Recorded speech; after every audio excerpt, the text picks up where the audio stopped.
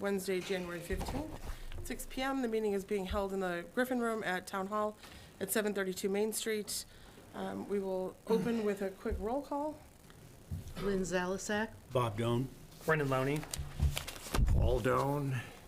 All right, and then, before we get started, according to Mass Law, anyone who wishes to record this meeting, either by audio or video, must notify the chair. Hearing none. We have two public hearings on our agenda tonight. We're going to take them out of order. The first one should be relatively quick. So we're going to call to order HH 2025-01. The applicant is John Shaw as an owner. He's filed a notice of intent. The project proposes a partial demolition, including removal of the central chimney, one interior wall and one exterior wall. The structure is over 100 years old, according to the town assessing records, and is located at 175 Gorham Road, map 24, parcel R4. Good evening. If you could please state your name for the record. Sure. This is Michael Donovan, attorney from Kroll and Donovan, and this is John Shaw. owner of the house. Thank you for coming this Yep. evening. If you could just start with a quick run-through of the application. Sure, yeah. So as we put in there, as best we could tell, it's mostly from the property card and from the list. It's built somewhere in the 1800s, that listing 1800. We could track it back into like the mid-1800s, not any further than that, so somewhere in that area. And then over the years, it was originally a salt box colonial, I think, as you can tell. There was multiple additions, it appears, that were added onto it. There's two wings on each side that are fairly symmetrical on each side. It's not clear when those were put on, and then there's some additions going back from the front, in the back half of the house, going back towards the back of the lot. So the house become, somewhat disjointed because of those multiple additions that were added on. And what Mr. Shaw is looking to do here is to kind of round off and close a gap that's existed between a couple of those additions on the right side, about halfway back as far as depth of the house. And what that is going to do is it's going to allow him to have a living room area and put a gas fireplace in there and have a living area now, whereas there's this cutout now that kind of blocks the house from him. And in doing so, there'll be removal of what's basically a continuous wall. You can see along that right side, part of it is internal to the house, and then part of it would be that exterior wall that would be moved out. I forget how many feet, but it would basically be in line with the existing right side of the house back to one of the additions in the back. And then the only other component of it is there's a fireplace in the middle of the house that they're removing. The main fireplace is on the left side of the house. You can see from the outside, is all the way from the ground all the way up. That's going to remain exactly as is, not being touched. It's the one that's towards the middle of the house. You can see from the pictures there, you can just barely see the top of it on that salt box kind of picture in that front. So as far as aesthetics, that would just be that small chimney that's chipping out from the top. It's kind of back, mid to back of the house, and the chimney on the left is staying where it is. So we think that, first we think that the house itself it's nothing that we've been able to determine that makes it any more significant than the fact that it's an older house, on Gorham Road.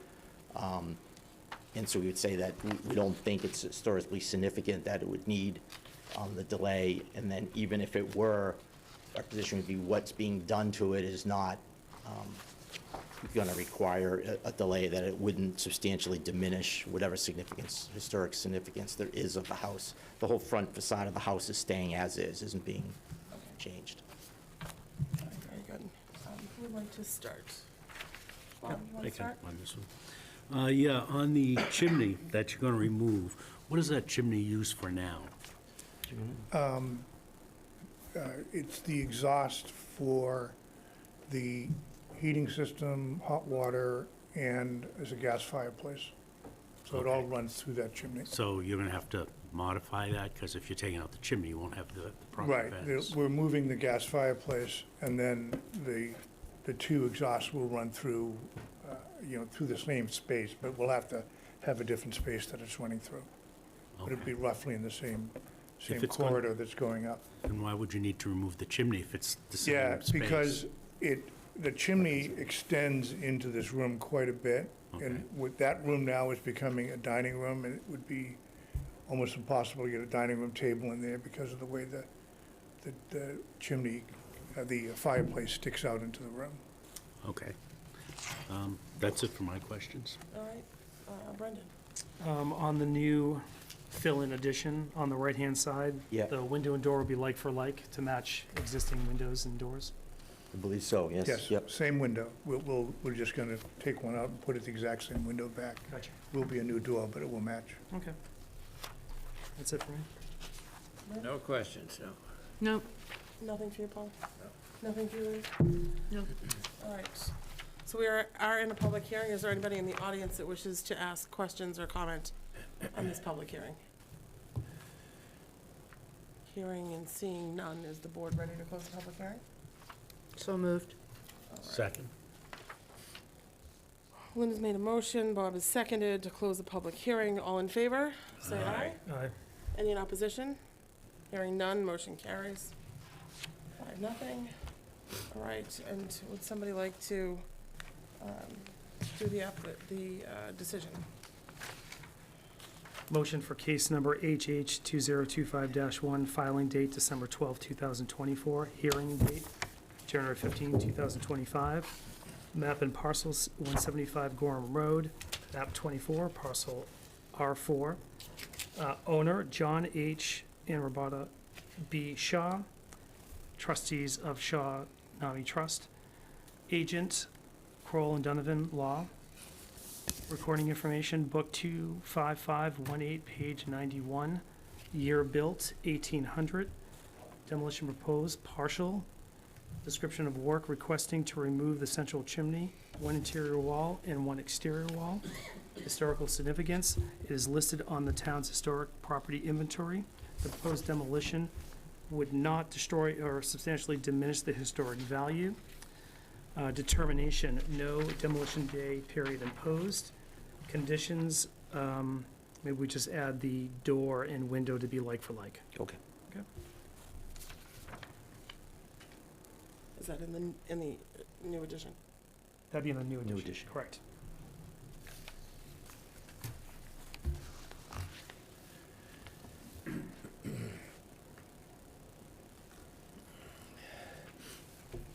All right, so we have a motion. Do we have a second? Second the motion. Motion's been made by Brendan, seconded by Paul Doan. All those in favor of the motion as presented by Brendan, say aye. Aye. Any in opposition? Hearing none, motion carries. Great, thank you.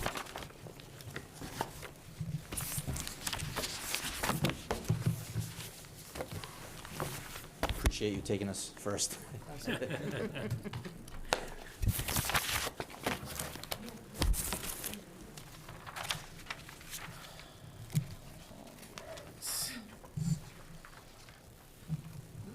The reason that I think the rest of you are all here, we will call to order the hearing, HH 2024-20, it's the First Baptist Church. Owner has filed a notice of intent through their agent James Vieira, OVO Davenport Realty Trust, requesting a full demolition of structure, including clock tower and steeple.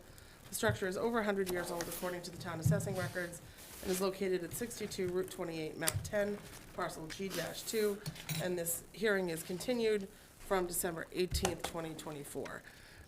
Good evening. Good evening. And before we get started, just so that, I think we have many people in the room that have never been to one of our public hearings before, so I just want to set out pretty much how we conduct our hearings is how we just conducted the last. We ask the applicant to give us a presentation. The board then asks questions and comments, and then once the board has decided that they've exhausted their existing comments and questions, we will open it up to the public. We would ask you to go to the podium, to state your name, to sign the sign-in sheet, and ask questions to the board. The board will then ask the applicant if there are questions that the applicant can answer. So we'll start off with that, and thank you. If you could please provide us with your presentation. I will, thank you very much. Madam Chair, members of the board, my name is Attorney Jamie Vieira. I'm the Vice President, Chief of Staff of the Davenport Companies located in South Yarmouth, and I'm here on behalf of Davenport Realty Trust, submitted the application as referenced. If I may, I think it may be beneficial to give a little bit of some background explanation as to the project, our involvement, and some of the steps that have been taken to date. And I hope that in doing that, I can also correct some misconceptions circulating and provide the information as it is accurate and correct concerning the project and the property. Our company has been involved in the pursuit of repurposing, for lack of a better word, the Baptist church for almost 4 years now. Our intention was and remains to repurpose the church into either 10 to 13 what we've called workforce housing units. That process began, obviously, with reaching out to the owner of the church, that is the First Baptist Church of West Harwich in Dennisport, entering into contract negotiations with them and entering into a purchase and sale agreement many years ago. The fact remains that as of today's date, the First Baptist Church of West Harwich in Dennisport is still the owner of the property. Our company does not own the property, and as I'll explain, the town of Harwich at this point does not own the property. The owner is, as the owner has been, through that entity for many, many years. We took some initial steps, and it's taken us a period of time because we looked at the project and we had to address a couple of issues out of the gate. One of them dealt with the adjacent cemetery. And one of the things about the adjacent cemetery that was important to us is that if we were going to do a project that entailed any type of renovation of the structure and it required any type of earth removal in and around the structure, we were concerned of the potential of unmarked grave sites. Because if you know the church property, there are some that are in very close proximity with sites to the building itself. And so we embarked on a process of what is called a ground penetration scan, where they look for possible unmarked graves and what they put off as what are anomalies. It doesn't tell you that it is a grave, it tells you that there's something in the ground. And it turns out that there are, in fact, some things nearby in the ground. It was reported to me, rather colloquially, they could be remains, it could be a couch, it could be furniture. Nobody knows yet. But what we do know is that they're sufficient distance away from the building that, and again, with careful consideration, we just wanted to know what may be around that. That took time, because we wanted to be certain we weren't disturbing anything that we shouldn't be disturbing. We went to the length of putting together some preliminary site plans just for feasibility, parking, septic. The other things that one normally does is they look to vet a project of any sort, on any type.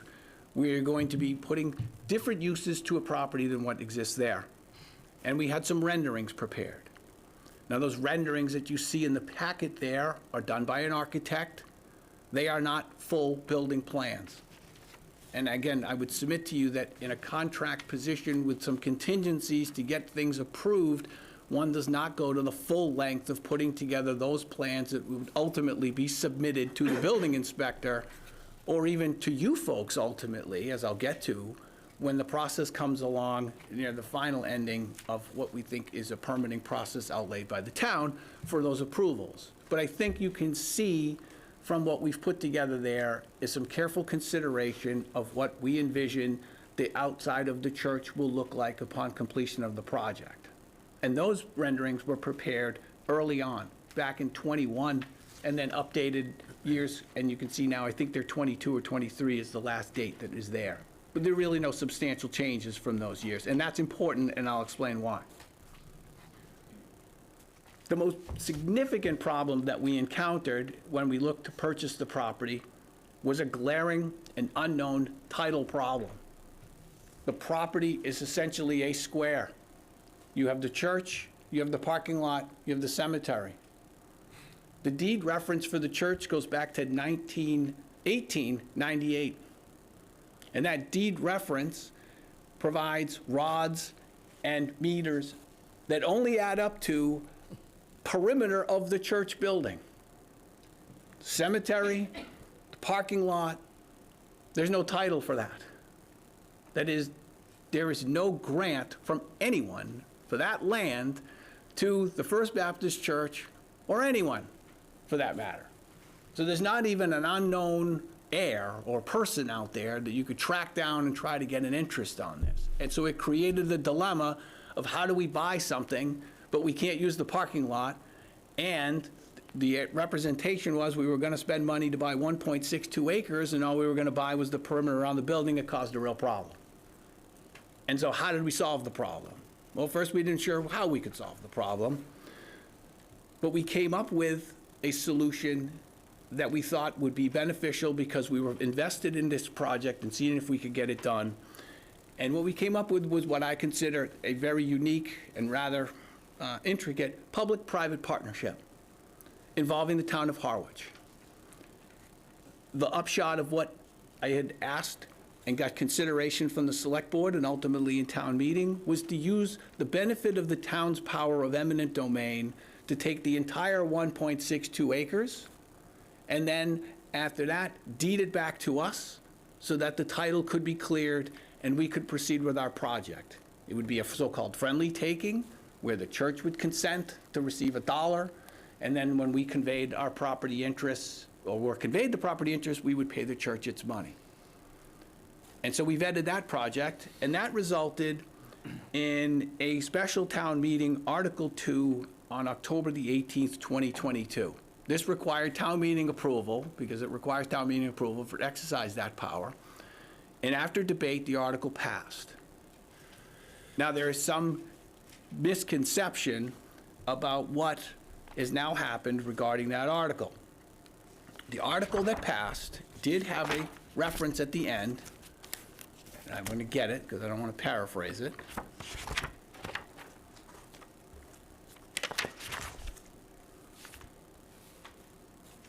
To add that a perpetual historic preservation restriction be placed on the exterior of the West Baptist Church that meets the criteria under Massachusetts General Law, Chapter 184, Sections 31 to 33. No issue with that. However, the vote at town meeting does not create the historical restriction.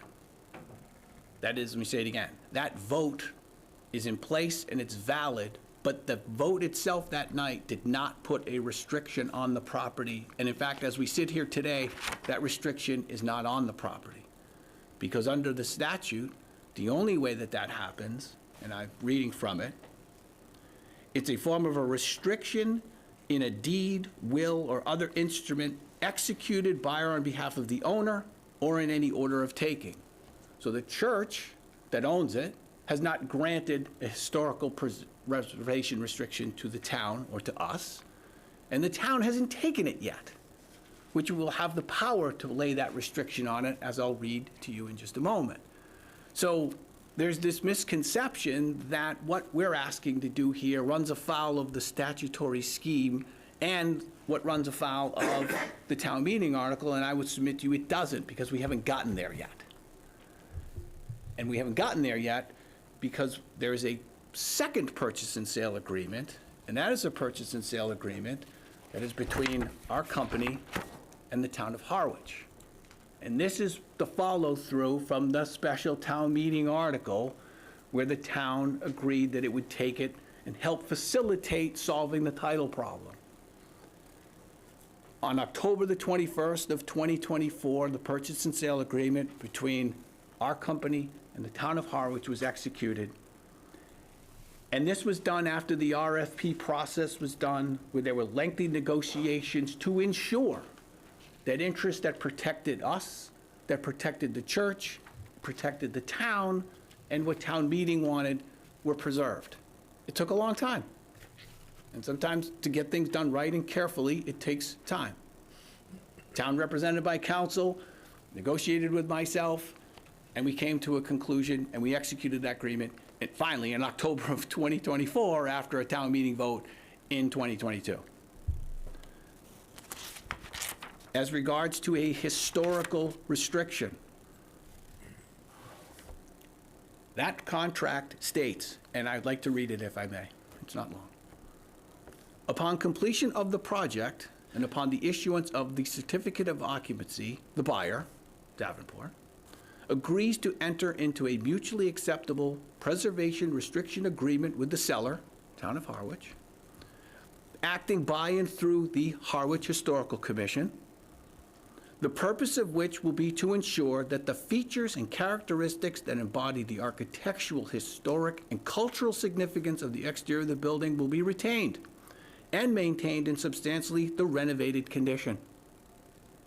Furthermore, buyer agrees that the property will not be used for commercial purposes and remain used in perpetuity only as permitted for market-rate residential units. That's exactly what Article 2 of the special town meeting mandated had to take place as part of this transaction, and it's incorporated into the agreement, meaning we are bound to do that as part of this project with the town.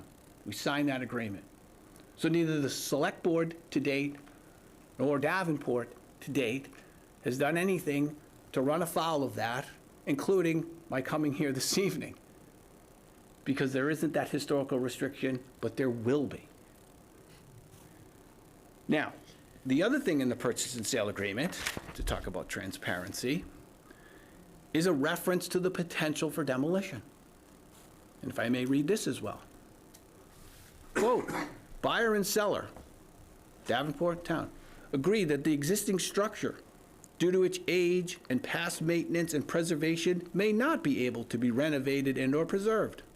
Buyer and seller agree that buyer may remove the existing structure in its entirety and reconstruct the property so that it aesthetically appears to be practically similar to the original structure, style, and materials. The location of the existing footprint of the structure may be relocated to other parts of the property or altered and or enlarged in the buyer's sole discretion. Buyer remains subject to regulatory review. So again, we've negotiated with the town the ability to even come before you this evening.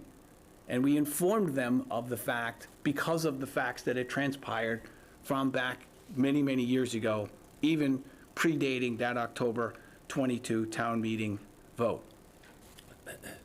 Now, I need to get ahead of this. There seems to be this misconception that we're pursuing demolition because it was our intention to do it all along. And that's simply not true, as I'll explain. There was an internal ceiling collapse in August of '22. And it was that event where, in the nave area, the entire ceiling came down because of water infiltration and other problems with the structure. And now there is a debris pile that is about 4 or 5 feet high that sits on that floor and continues to get water infiltration and continues to pressure down onto the flooring where there's a subfloor below that. At that point, when the ceiling collapsed, we might have just been able to say, you know what, we're just gonna walk away. The building's in such terrible state of disrepair, what are we gonna do? The ceiling fell down, but we didn't. Instead, we engaged some professionals to seek an assessment of the building so we could determine the best cause to continue forward. Because I will tell you, before the day that the ceiling collapsed, we had an engineering report from 2021 that told us, look, the building's in tough shape, but you can work with it. I have that report.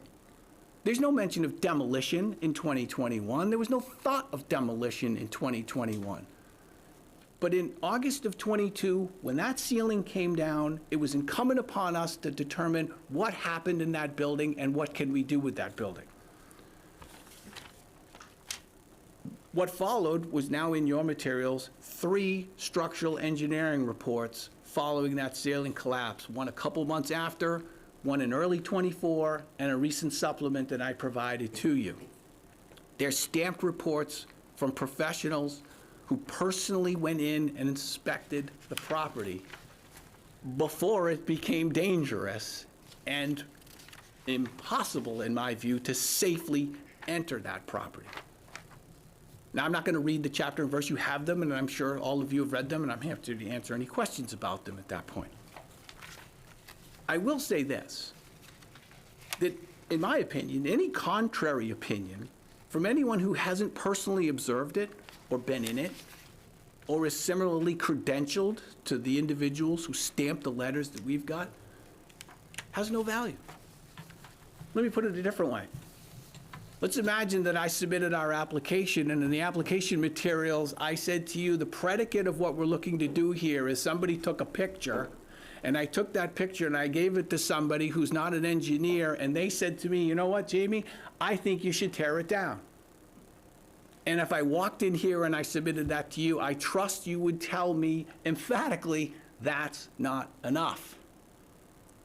So similarly, for anyone who hasn't been in it and hasn't looked at it and isn't credentialed, who stands up and says in the face of those reports, it can be salvaged, I say similarly, that's not enough. We have the reports, we stand behind those reports. The building is unsafe for entry or occupancy, and the structural deficiencies make use of that existing components impossible. In fact, as part of the RFP process, they have an on-site. And normally, when you go to an RFP to buy a building, they let you in the building. But when the town conducted the RFP process, it made it abundantly clear that no one was permitted to go in and look at it because it was not safe. It's kind of difficult to expect people to go and bid on a property you can't walk in, but then again, who wants to incur the liability of letting people go in there? Because I will tell you that since the ceiling collapsed, I've gone in twice. And I will not go in again, and it was not a very comfortable experience to go into that building. It is quite unnerving to walk in there. And so smartly, the town said, no, no one's going in. The property itself, as it sits there today, has exterior features that are aluminum siding of different colors and different styles and different iterations. There's nothing historically significant about the roof. There's holes in it. Those roof materials that are out there are not historically significant. There's really no records of when any of this maintenance ever took place or when any of this work was ever done. But I can tell you, it can't be from the 1800s that there's aluminum siding on the building. Somebody had to put it on there at some particular time. That's in the recent days. And what's behind that is essentially wood that is rotten, insect infested, and really unworkable for purposes of now trying to comply with certain codes, particularly where you want to have a use occupancy of making it habitational. It's got to be safe. Then again, if it was going to be a commercial space or a church, it has to be safe. And right now, what's there is not workable material. It's structurally unsound. That's what the reports tell us. And again, what's behind that architectural facade of aluminum is just that, unworkable, unsafe material. So I don't know if anybody's clamoring to save the aluminum siding. But what I'm getting at is that what you see there is material that is not historically significant. However, it is a historically significant building, as I'll get to in a minute. The town has a bylaw that this property is in, a zoning provision. This is in the West Harwich Special District. So let's address that issue.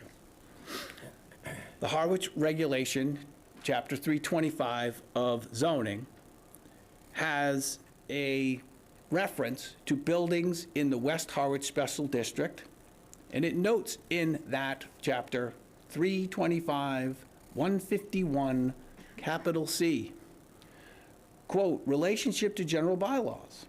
All chapters contained within the general bylaws of the town of Harwich, including but not limited to Chapter 131, Article 2, historically significant buildings, shall also apply to all development within the West Harwich Special District as applicable. What does that mean?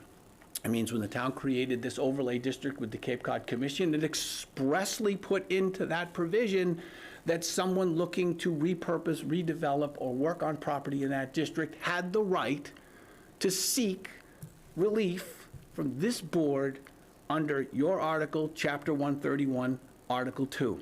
That is, the overlay district does not prevent seeking demolition. It's expressly stated in your zoning code. as I've just read to you. The standard in section 131, historical preservation, 131, section 11. If after hearing the commission determines that the building in question is historically significant, stop. It's historically significant. There's no question it's historically significant. I don't question that whatsoever. But then it says, and the proposed work would destroy or substantially diminish its historic value. And I submit to you that our request is not to destroy or substantially diminish the historic value. Rather, we believe that the only way to preserve the external aesthetic appearance and style is to start over anew. We're not going to work with aluminum. The aluminum that's there is not usable. The substructure is not usable. Total restoration following demolition, in our opinion, is the only way that you just work with and not diminish its historic value. Our job is to preserve it. And that's what our renderings are, that's what our contractual obligation is, and that's what our firm intention is all along. Because the really interesting part of this whole project was the, I think, rather cool idea of taking the structure as it is in the shape that it's in and redoing it all so that it could be used for a meaningful purpose inside there. Not that a church isn't meaningful, but that a meaningful purpose for workforce housing, and restore it back to what it should look like, from steeple to clock tower to stained glass windows to the whole look of the building. That is our intention. And that doesn't diminish its historic value. It enhances, it protects it. Now, I'm mindful the significance of the request for demolition. By its very nature, demolition traditionally and more often than not signifies the end of something, an irreplaceable loss. But this isn't a small house on a big lot that somebody buys, and this old historic house is kind of a pesky impediment to the idea to go build a bigger house that looks nothing like the small house that was there. I bet that's happened before this board before, where someone has come in and said, that house, it's not significant, it's no good, it doesn't do anything like this, because they want to tear it down, they'll wait a year, and then they want to put up something that looks absolutely nothing like what is out there before. That's traditionally what demolition comes with, and I understand the emotional component to thinking that when we take this down, that's the end. But that's not what we're doing. And similarly, this is not a recreation of the Exchange Building experience. We are not doing that. We want to rebuild it, and we want it to look like it's supposed to look like. That's part of the whole effort and exercise that we are going through. We want to restore it to what it's supposed to look like, and that includes efforts to restore the stained glass. And there's challenges there, because what we would like to do is remove the stained glass as soon as we can. But here's the challenge, and it comes with a question. We can't go inside the building to remove the stained glass. In fact, some of the debris pile is so high that it's pretty close to where that stained glass sits in that room. This would be a process that we'd have to come from the outside. I'm being rather cut around them, take them out. If we were looking to do that, do I need a second certificate of appropriateness from you, or as a condition of any approval that we get, can we have the right to remove the stained glass windows? Question. Because that's something that we want to take out and we want to restore them. Even looking at the rendering that we gave you, you can see we incorporated the stained glass windows from the front and on the sides into the end product. And so every day that goes by is a day where they deteriorate and problems and everything else like that, so we'd like to get them out. But we need relief to do it. And I was under the impression that if we came here, we only had to come once, but I'll leave that question to you folks to do that, because that's important for us to get them out. Furthermore, the front of the building has 2 war memorial plaques that are outside there, showing and noting Harwich citizens who sacrificed. And it's our intention to remove those and find a suitable location in the town where those veteran memorial plaques can be placed and restored, in some place where people can have the prominence to see them. So we're not out just to tear things down to tear things down. We want to use the stained glass windows. They're going to have to be restored. That's going to take time. So we wanted to move on that, and we wanted to preserve those memorial plaques out front. Again, for those who just think that we're just doing this rough shot, I wanted to clear that up. That's not our intention. Our intention is to invest in a significant property in the Captain's Row area of West Harwich. I don't think I'm going on a limb to say it's in dire need of reinvestment and restoration. But to enable that to happen, I would submit to you, it's going to take the ability to recognize that the approach may need to be different. And this is a different approach. It may be even unconventional. It's different, but let's not lose sight of what the end product and result will be, is what it's supposed to look like. We're not preserving what's on the inside of that building, the new stove, the flooring that's in it, the stuff that's inside there that has no historical significance or even any purview for you folks as I understand it. It's what is it going to look like from clock tower to steeple to front facade to Greek revival appointments to the size of the church and to its prominence in West Harwich on the curve that's there. That's what we want to preserve, and that's our intention. Otherwise, delaying, looking at this thing in terms of saying, well, that's absolutely contrary to preservation, I submit to you it's not. Doing nothing is nothing more than preserving dilapidation. And we don't want to see that happen because we want to see something else happen out there besides the project behind it at the schoolhouse and the potential for work at the old rectory building that's there. This is, though, a cornerstone piece that we want to preserve. And we believe this is the only way that we can do this, given the condition of the building. So I don't want to lose sight of the objectives. Repurposing critical workforce housing and restoration of an iconic centerpiece of Captain's Row.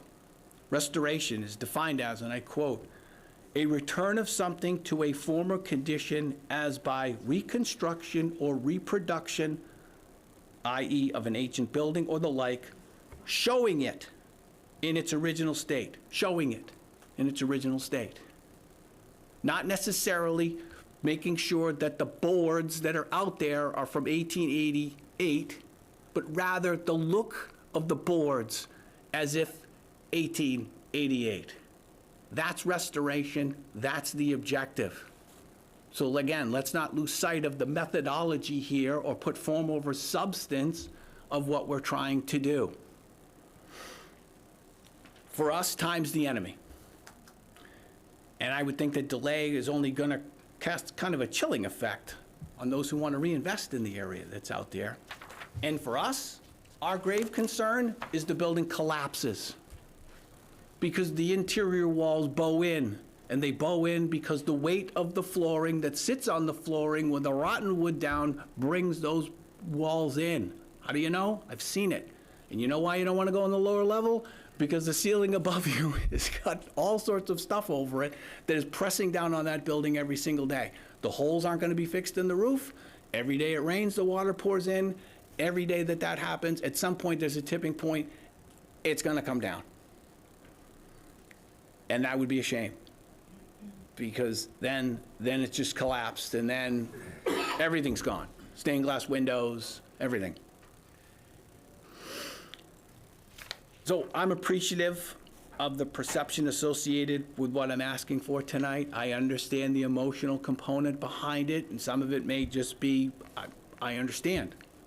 But we have to put those misconceptions behind us, and we have to move forward with what are actual facts as I've portrayed them to you here this evening of what we're trying to do and what the end result is. And so I urge you respectfully to focus not on what traditionally demolition invokes, but instead on the end result of what we're looking to achieve here.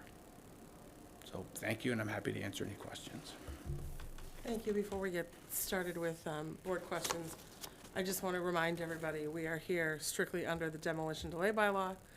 Our only authority is to either impose a demolition delay or not impose a demolition delay. We have no real authority beyond that under the bylaw that's before us. And to the extent that the building is in the DCPC, our authority there is still strictly under the demolition delay bylaw. And this building would have qualified regardless of whether it was in the DCPC or in the middle of Seth Whitfield Road. So it is over 100 years old, so it qualifies townwide. So that being said, I'm going to start opening it up to board members. Who would like to start? I have a question. course. You mentioned that there was another building, another engineering survey. I don't see it in our package if there's one that's this year. The latest one I have is from February of 2024. I submitted through the materials a letter dated December 5, 2024. I submitted that day. Don't have it. It's not in our package. October. We have a February 8th. Yeah.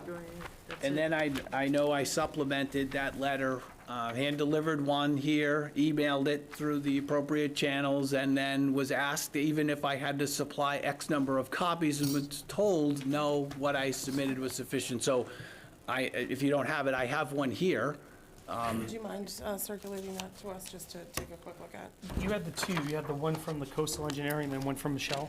Yeah, and now I have a third one that is an update from the individual who formerly known as Coastal Engineering. They merged into Ty and Bond now. So Marshall Puffer updated his opinion letter on December 5 of 2024. I did submit it. I don't know why it didn't get to you. I don't see it in any of the packets or.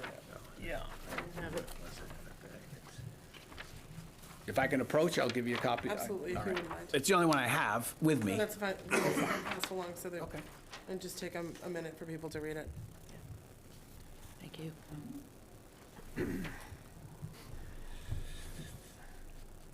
it together.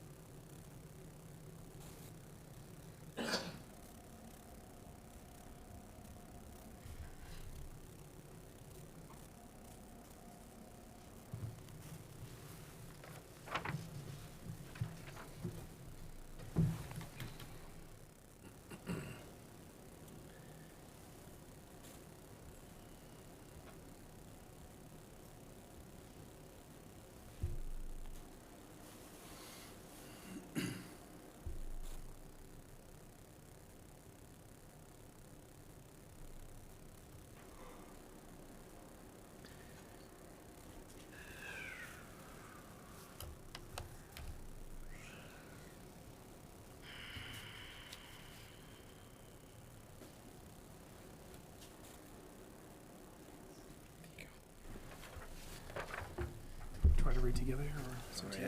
Nice. Is this the only copy? Yeah.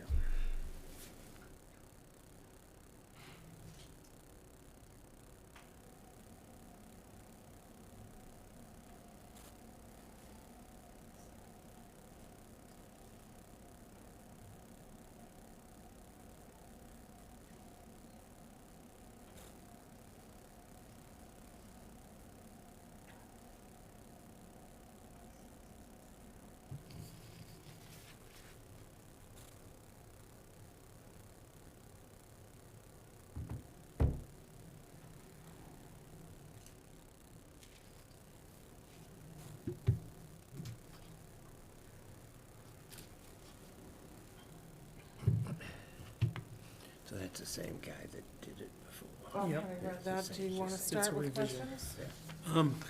Yeah, I mean, I think a comment on the engineering report, and looking at that existing report, it pretty much reaffirms what the previous report says, other than noted that that no effort was made to stop the leak, or that the shutter, whatever that's open. Saying no maintenance has been done and the gable end remains open. And it just surmises that that damage and deterioration is continued. And I think that's the issue that I have, is that in the reports, there is a lot of suppositions. It stays right off. It's a limited structural report. It's also focused just on the main roof structure. All through the report, it even says that, we didn't really look at it. We suppose, or we think this is what's happened based on some assumptions. I think that I would have felt much better here as if there was a better structural report, particularly on the front, because I don't see anything in here that talks about the front of the church being in poor condition, nor the steeple and clock tower appear to be very strong. Even visually, they look good. And it also talks about that, well, we couldn't see the structure underneath because the coverings are all in place. Well, if you have a lot of destruction in your walls, those coverings are not going to be in place. They're going to be cracked, fallen, plaster falls underwater. So there's certainly that main area where the collapse is probably a problem.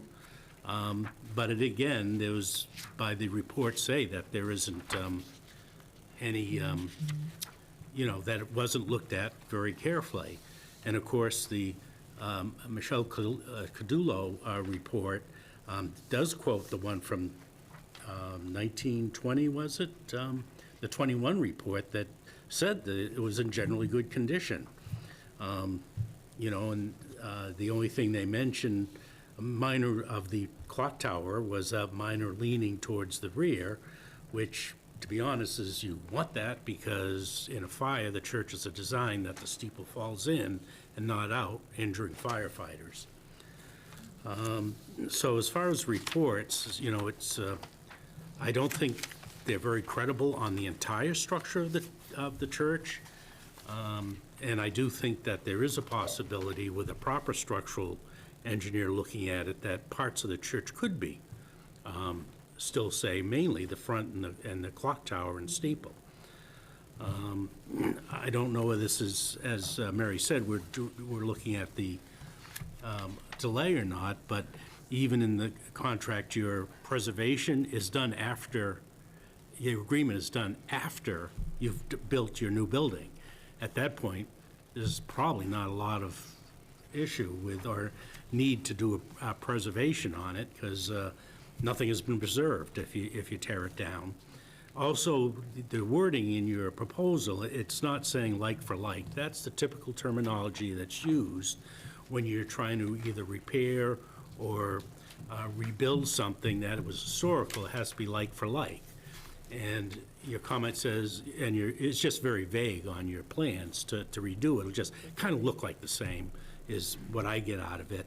And it doesn't specify materials. It doesn't show any detail of what would be preserved. No, take a picture of what you got and it'll look just like this type thing. So to me, it's a lot of missing information here that it makes it difficult for certainly for me to say that it warrants a total destruction of the building. Just for now, my comment. Brendan? Just for a little clarity on this, the P&S, let me back up. On the RFP, there was a land development agreement and a preservation agreement. And I know they were on the website, and there was some talk and some addendums, but those have been completely dropped. The only document that stands is this P&S, Correct. and the 2 paragraphs that you read out, Well, there's, as far as in our purview. Secondly, the issue I have is that the language in section 32 in the P&S additional provisions, where you have the ability to alter or enlarge at your sole discretion. I think ultimately you'd have to probably come back, or maybe head to ZBA or whatever would happen after the fact if the building was moved in any capacity. So I think you have a lot of, I have an issue with that And then secondly, the engineering reports, I won't say any more. Mr. Doan, I think, covered it. I agree with a lot of what he said, so. All right, Lynn? I realize that, there's a document in here that says that you have permission to sign applications, presentations to us, et cetera. But to me, there's also another very simple question. If you don't own the building and the town doesn't own the building, then how can we give you permission to tear it down? Because all that is required to appear before you to exercise your powers, you have to be an applicant. And all that you need for purposes of being an applicant is some contractual right to the property going forward, which we have. We have a purchase and sale agreement. Similarly, you have before you in your packet the owner's authorization to proceed on their behalf. So therefore, we have the right to come before you, and you in turn have the right to grant the relief that we're asking for. Because again, it's not uncommon that someone who, before they exercise the final closing of a property, goes to the zoning board, but they don't own it yet, or they go to the planning board and they don't own it yet, or they come here and they don't own it yet, because they're working out the contingencies that if they've negotiated and said, look, if I can't get what I want, I'm not gonna buy it. So this is no different than that. There's no question they're properly Yeah. for us. And the other question is, if you tear it down, you say you're going to rebuild something to look exactly like it. Would you have to get permission to raise, I know there is a height level. This is obviously taller than what is current. You would have to go get permission to do that before you could even build, correct? We would have to seek a waiver in the West Harwich Special District to exceed the height requirement that is there. Now, I'm confident that trying to put I'll use your term, like for like, and that's just not a phrase I'm familiar with, so I didn't put it in the application, that's our intention, that we could seek that waiver, and I'm hoping we're not gonna have much difficulty getting a like for like height, as includes the steeple, the clock tower, and the number of stories. So the planning board has the authority to grant us the relief to rebuild it as it looks like. Height, clock tower, steeple. And just to answer the question of the alteration and enlargement, what's principally noted there is where that comes into play, is the back of the building, there's a bump out. That bump out, we may have to expand a little wider, and we may have to bring it up higher for a second means of egress to reach the top level of where those apartments are.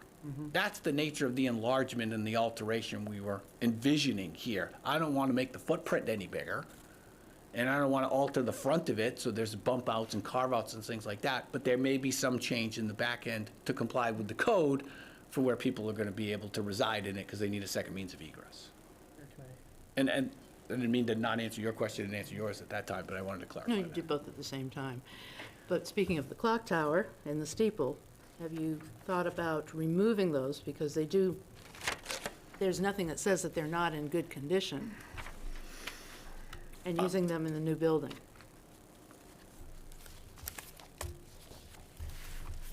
Our intention, and based on what we were told, is they're not in good condition. So our intention is to just basically rebuild them so that they are lasting longer than what's there. Right now, I have no faith that those materials that are there, with the gaping hole in the clock that's there, has any structural integrity. The challenge that Mr. Puffer had is access. Not because he didn't want to go in it, because it wasn't safe to go in it at that point. So he had to make certain assumptions because he just couldn't go into the area of the nave. You can't get behind the walls in there because it's littered from floor to ceiling, side to side with it all. And he certainly wasn't going to risk himself going up in that area when he invented it once, and he already had trepidation going in there. I'm going to respect the man's fear, for lack of a better word, of not wanting to go there. We think that what we're looking to do here will be preserving that, but its look, so you're not going to know the difference when you go by it. Just a quick question. Because I can't tell you that it is structurally sound what our information and belief is that it's not. But when we're done, I don't think we're gonna know the difference. But it will be structurally sound when we're done, and operational, except the bells.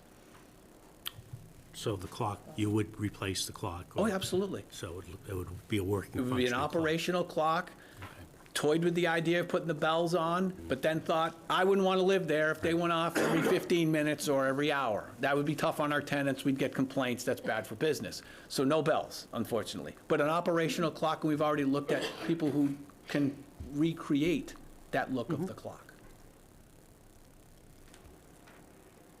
Paul?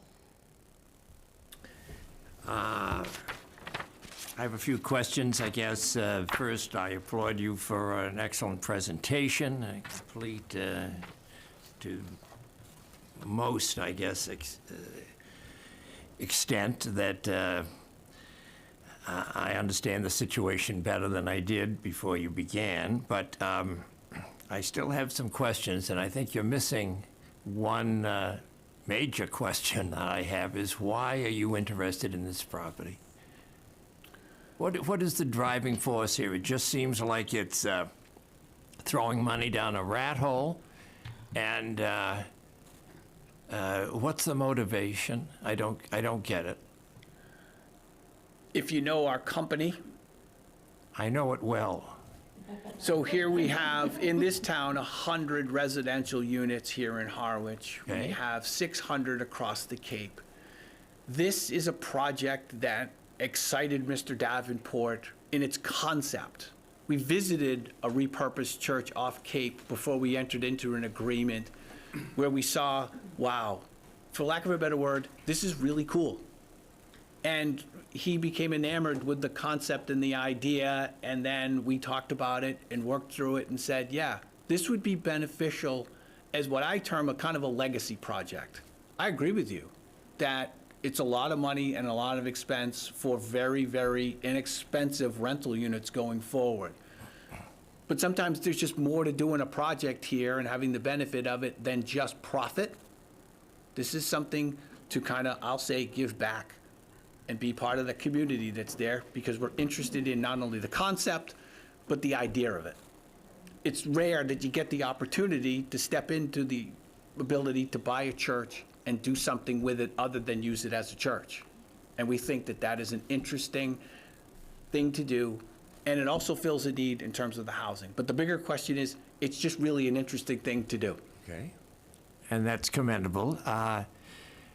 I didn't catch quite, I know the P&S required or called for a minimum of 12 units. I didn't catch how many you're planning, but We're trying to do between 10 and 13. And that's going to be governed by some of the things in the code that may be required in terms of egress, elevator, fire suppression systems, all of the things that have to go into the new code requirements, fire rating, all of those things can compress the size of the units. We're talking 600 to 800 square feet and maybe 1,000 on the top level. And if circumstances don't present themselves where you have enough adequate space, we may be 13, we may be 10, time will tell. But we're not going to know till we delve deep into the code requirements at the time of putting the building together. okay, so how many floors would you anticipate? Is it 3 floors then? I mean, you must have some basic idea of how they're gonna look. Yeah, I think you have the, do you have the floor plan? I've got It's in it the here, yeah. packet. Was that in there?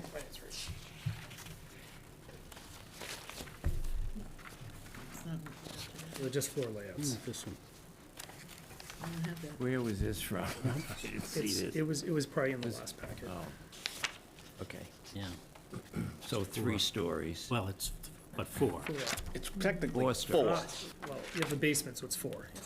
There's a ground, what I call the lower level. Right. It's on the ground level on the west side of it, and then now the present attic space would be converted to usable, habitable space. Would your thinking on this project differ if a structural engineer were to say that the building is still valid for present occupancy? Not sure, because I'd have to see the predicate for what that person rendered that opinion based on. there's gonna be challenges to get in it. Those individuals are gonna be just as constrained as Mr. Puffer was in terms of his ability to look at the property. So I can't tell you that my opinion would be different because I don't know what the predicate would be of that person rendering that opinion. Secondly, Well, let's say Let me- that, let's say that this commission commissioned a, We do not have the money to even think about it. well, the town, let's say, raises the funds to hire a structural engineer, a neutral party, who's representing and has experience in historic preservation. By the way, one thing I thought you consistently missed was it's not a historic restriction that we're talking about. It's a historic preservation Right. restriction. How do you define preservation? how do I define preservation? How do you define it? Yeah. Well, what I'm looking at is, I'll go back to, and I'll borrow Mr. Jones to your left term, like for like. What are we preserving? We're preserving the look. I'm not preserving aluminum siding. My idea of preservation in this context is what is the ultimate exterior look of the building? And then, by laying a restriction over it, you preserve that it stays looking like that in perpetuity. So my idea of preservation is what does the end product look like? That's what I'm preserving here. I don't know, having lived in the town for 80-odd years here, I've seen a lot of change. Some of it good, some of it disappointing. I well remember the 1964 episode when we tore down the Exchange building. The decision of the town was to tear that down because it was structurally unsound, was the thought, and that the town would have to propose a spending of some $50,000 or so at the time to restore it. Instead, it hired and paid for and voted to tear the building down, ended up spending twice that amount of money to tear it down, because they basically couldn't tear the building down. There were front-end loaders up on the third floor moving stuff around. People actually drove equipment up the stairway into the second floor where there was an 800-seat auditorium, and into the third floor where there was a skating rink. People had said it's a building that's got to come down. This is 1964. The town had no zoning. Zoning didn't even exist in 1964. People didn't think. People thought in Boston about preserving the Old North Church. They didn't put up a recreated North Church. They didn't put up a recreated South Meeting House. They didn't put up a recreated Capitol, former old State House. The idea was to maintain history. I lived in New York many years, where much change went underway there. But yet, scintillas continued because there were people who felt that there were some things where we should make the effort to preserve them. The history of the building is the important thing. It's not the siding, it's not the steeple, the clock tower. It's the building itself. That's the historic building. It's someone in the reports that we received referred to it as the defining feature of a historic neighborhood. I thought that was wonderful. It is the defining feature there, the building itself. And with all due respect to your representation on preserving, preserving is not to demolish and recreate anew. At least that's not a legal interpretation of preserving. It's restoring, but it's not preserving. I applaud the idea of taking this challenge and turning that church into housing. Excellent. That's what we should have done with the Exchange building, turned it into something productive, but don't tear the building down, use the building. And my feeling is, in fairness to you, who I think has a positive vision here, which is applauded by me, because I think your heart's in the right spot. You can see the value to Davenport to take this structure and recreate it, because reusing or turning an old church building into housing is so unique. You'd be on the cover of Architectural Digest. Oh, not me. Well, but the key thing, the key word in that whole process, in my mind, is preserving it. Using the structure that's there and turn it into 10 or 12 or 14 units of housing. But to tear the building down and put up a new building, you might as well put up a regular apartment building and lose the credit. I mean, yeah, you can say, well, they built it similar to what was there, but the luster is lost, I think. I agree with my cousin down the end of the hall here that the engineering reports, one thing I learned at some point in my career, qualifying words always leave people a little fuzzy. It's like the ad where the guy says, you know, I think those are dolphins in the water there, or I'm pretty sure those are edible mushrooms. Pretty sure. Yeah. So I don't like words like it seems, it looks like, we followed the directions of somebody else, we read this, we heard about some termites, we've never seen them, or powder post beetle or whatever. But then conclude the articles by saying, because this powder post beetle, because there's, and all these things that they just assumed or heard about or tested or couldn't really test because they couldn't get at it, because the ceiling collapsed. Well, that to me is like asking a lawyer to represent them and present a case on their behalf.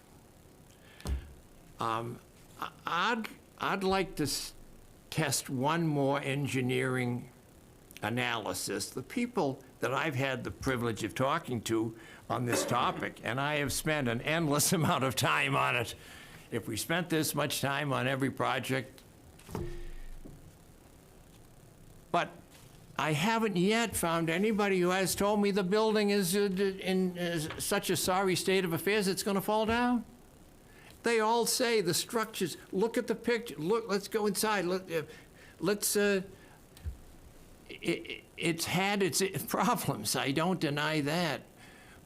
But I'm not convinced, in my humble opinion, that the building needs to come down. And I'd like to have that shown to me by an engineering effort that is less couched in qualifying terminology.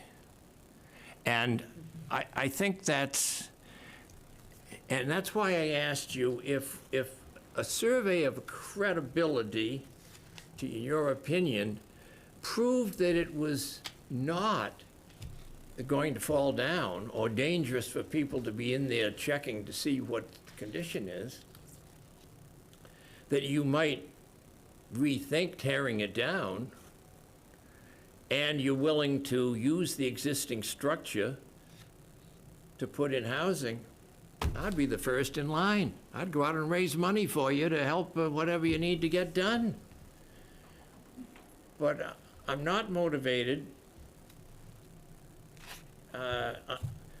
if I think that building can remain. we learned our lesson with the Exchange Building in this town. And today, when I give tours, historic tours of Harwich Center, by the way, if anybody wants to take any next summer, I have to go over to a stone little replica of the Exchange Building and talk about how Exchange Park over there, which people can't believe, actually contained a 100 by 60-foot building, 4.5 stories tall, commercial buildings, auditoriums, skating rinks. I used to watch professional wrestling, if you can believe it. Killer Kowalski from the balcony into the main floor there. We learned our lesson there, and this is the second Exchange Building in my mind. It is a historic structure. You said that when you looked at the property and realized that the parking lot and so forth is, the parking lot was where the church sanctuary was originally located when they brought it from North Harwich in 1825 or so. It sat on the corner, later moved it to 1888 to its present structure. But the reason maybe why there isn't anybody got a house there is because the parking lot was where the original sanctuary was. The other question I couldn't understand is why the property, and you're concerned, why you felt you needed to acquire the cemetery. To me, the cemetery is a problem for people that are going to put in housing there. I guess the idea is that property will be conveyed, or has been, or is being conveyed. But I'm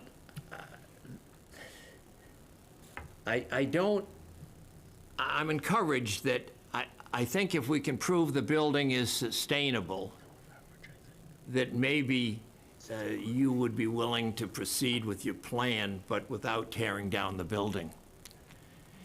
If that's at all a scintilla of hope, then we should bust every effort to make that happen, in my view. And I'm afraid to say this to you, but I think the demolition delay may provide the amount of time needed.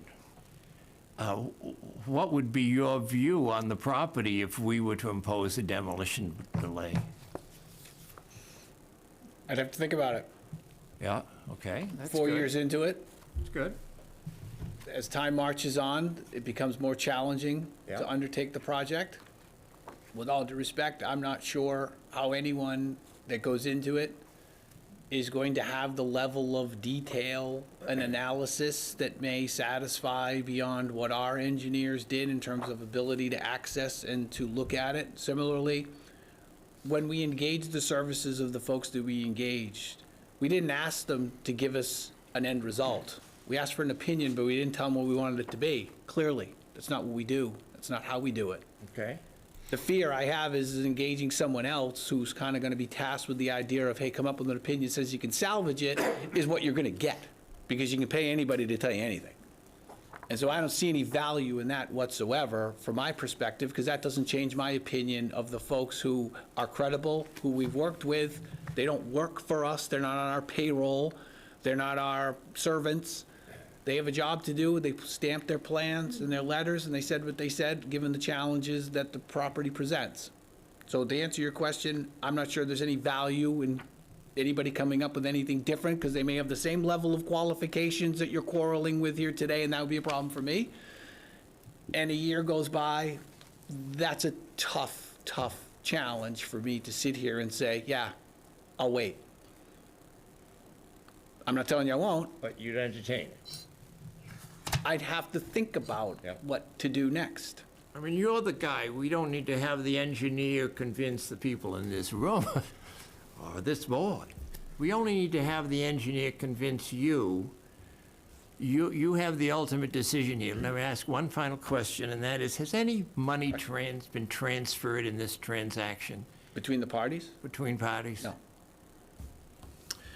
Okay, thanks. Other than ours, to pay for all the things that we've been doing? No. Okay. No, I just, thanks, Madam Chairman. So I just have a couple of comments that I just want people to think about. It requires four positive votes to either impose or not impose a demolition delay. In a perfect world, I'd love to see this building restored. We're still gonna open it up to the public, so we still have plenty of room for comment. I will just say that I would not be comfortable doing a decision that didn't have details in what this board would expect it to look like Yeah. on a rebuild.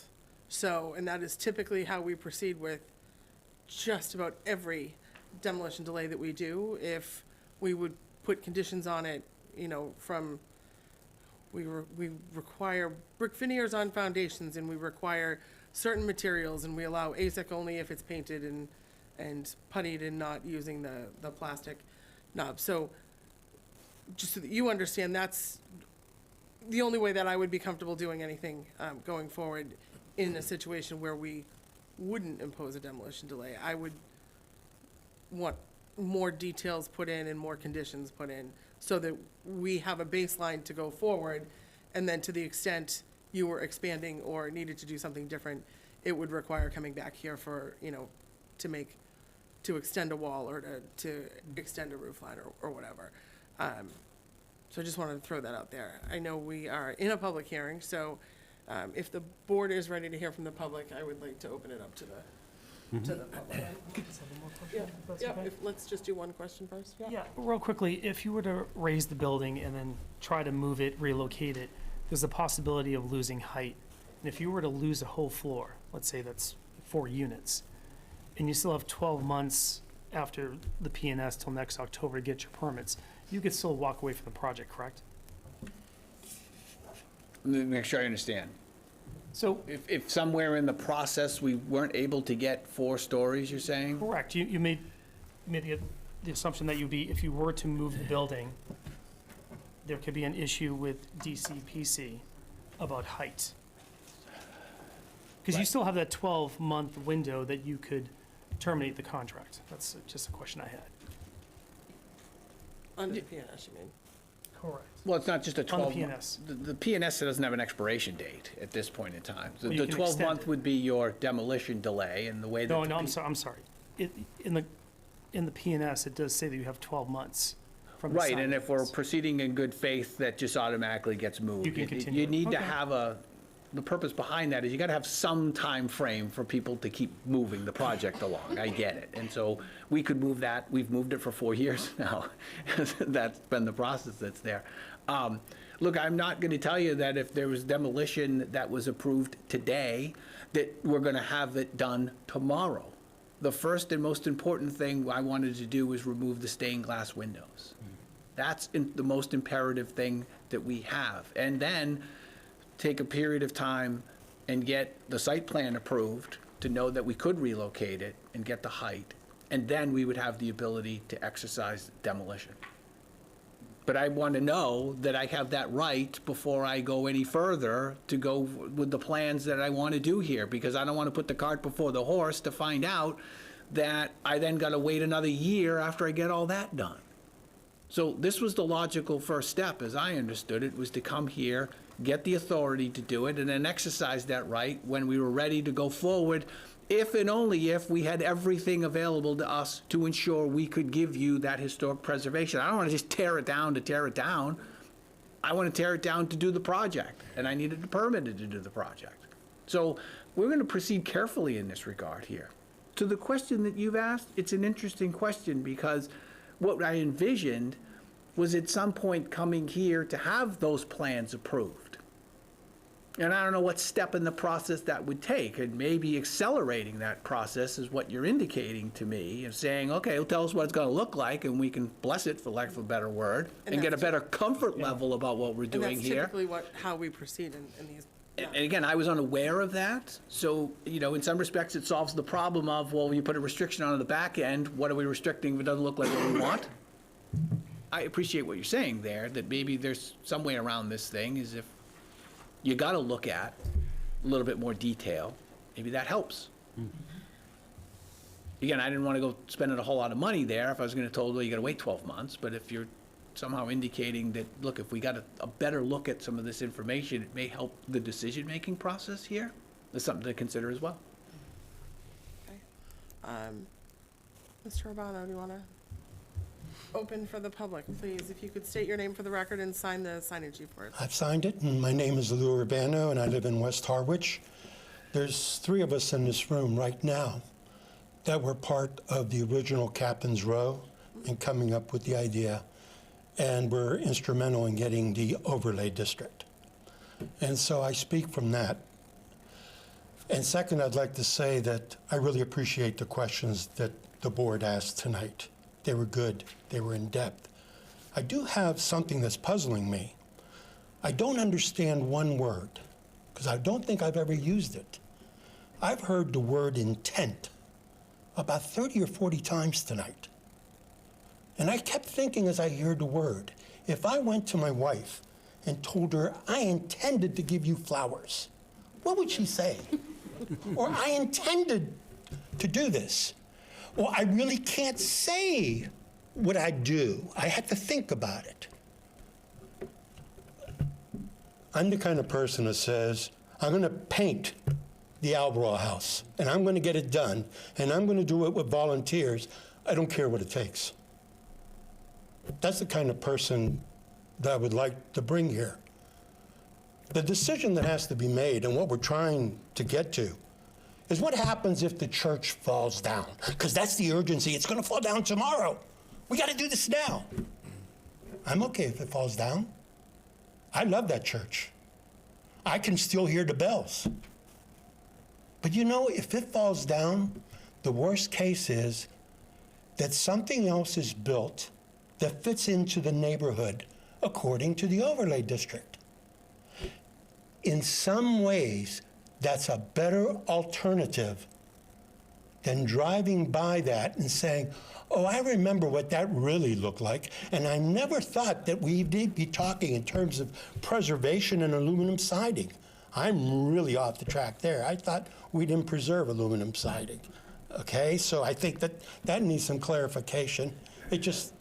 So just, I think the point is, I think Mr. Vieira was saying that they wouldn't be putting up aluminum. I know exactly what he was Right? saying, So- ma'am. so let's just- And he knows exactly what I'm saying.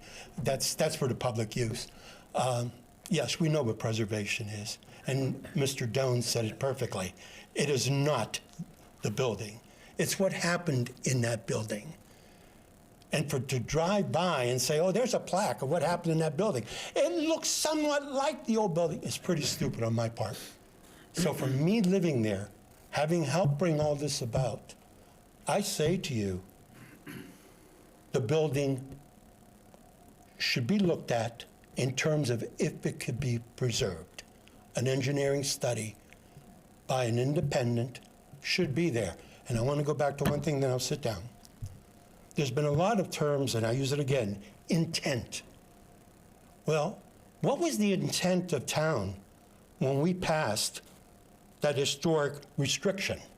And why wasn't that intent brought to the negotiating table? The intent was bypassed legally, and we can see the maneuverings of, well, we don't have to do that. Because if the intent was true, then why not go to the state historic, show them what they wanted to do, because that's what the town thought was going to happen, and prove to them that the building should be torn down. Well, that was our intent. That was my belief. That's what my wife, who put that into the document, her expectations were. That was the intent. So I have very little faith in that word intent. Thank you, ma'am.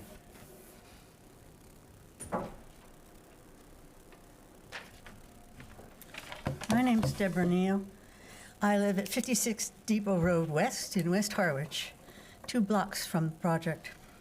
I bought my house in 2019. It was built roughly 1851, and so it's under all the same issues that your property is. So I'm speaking to you because I see a way out.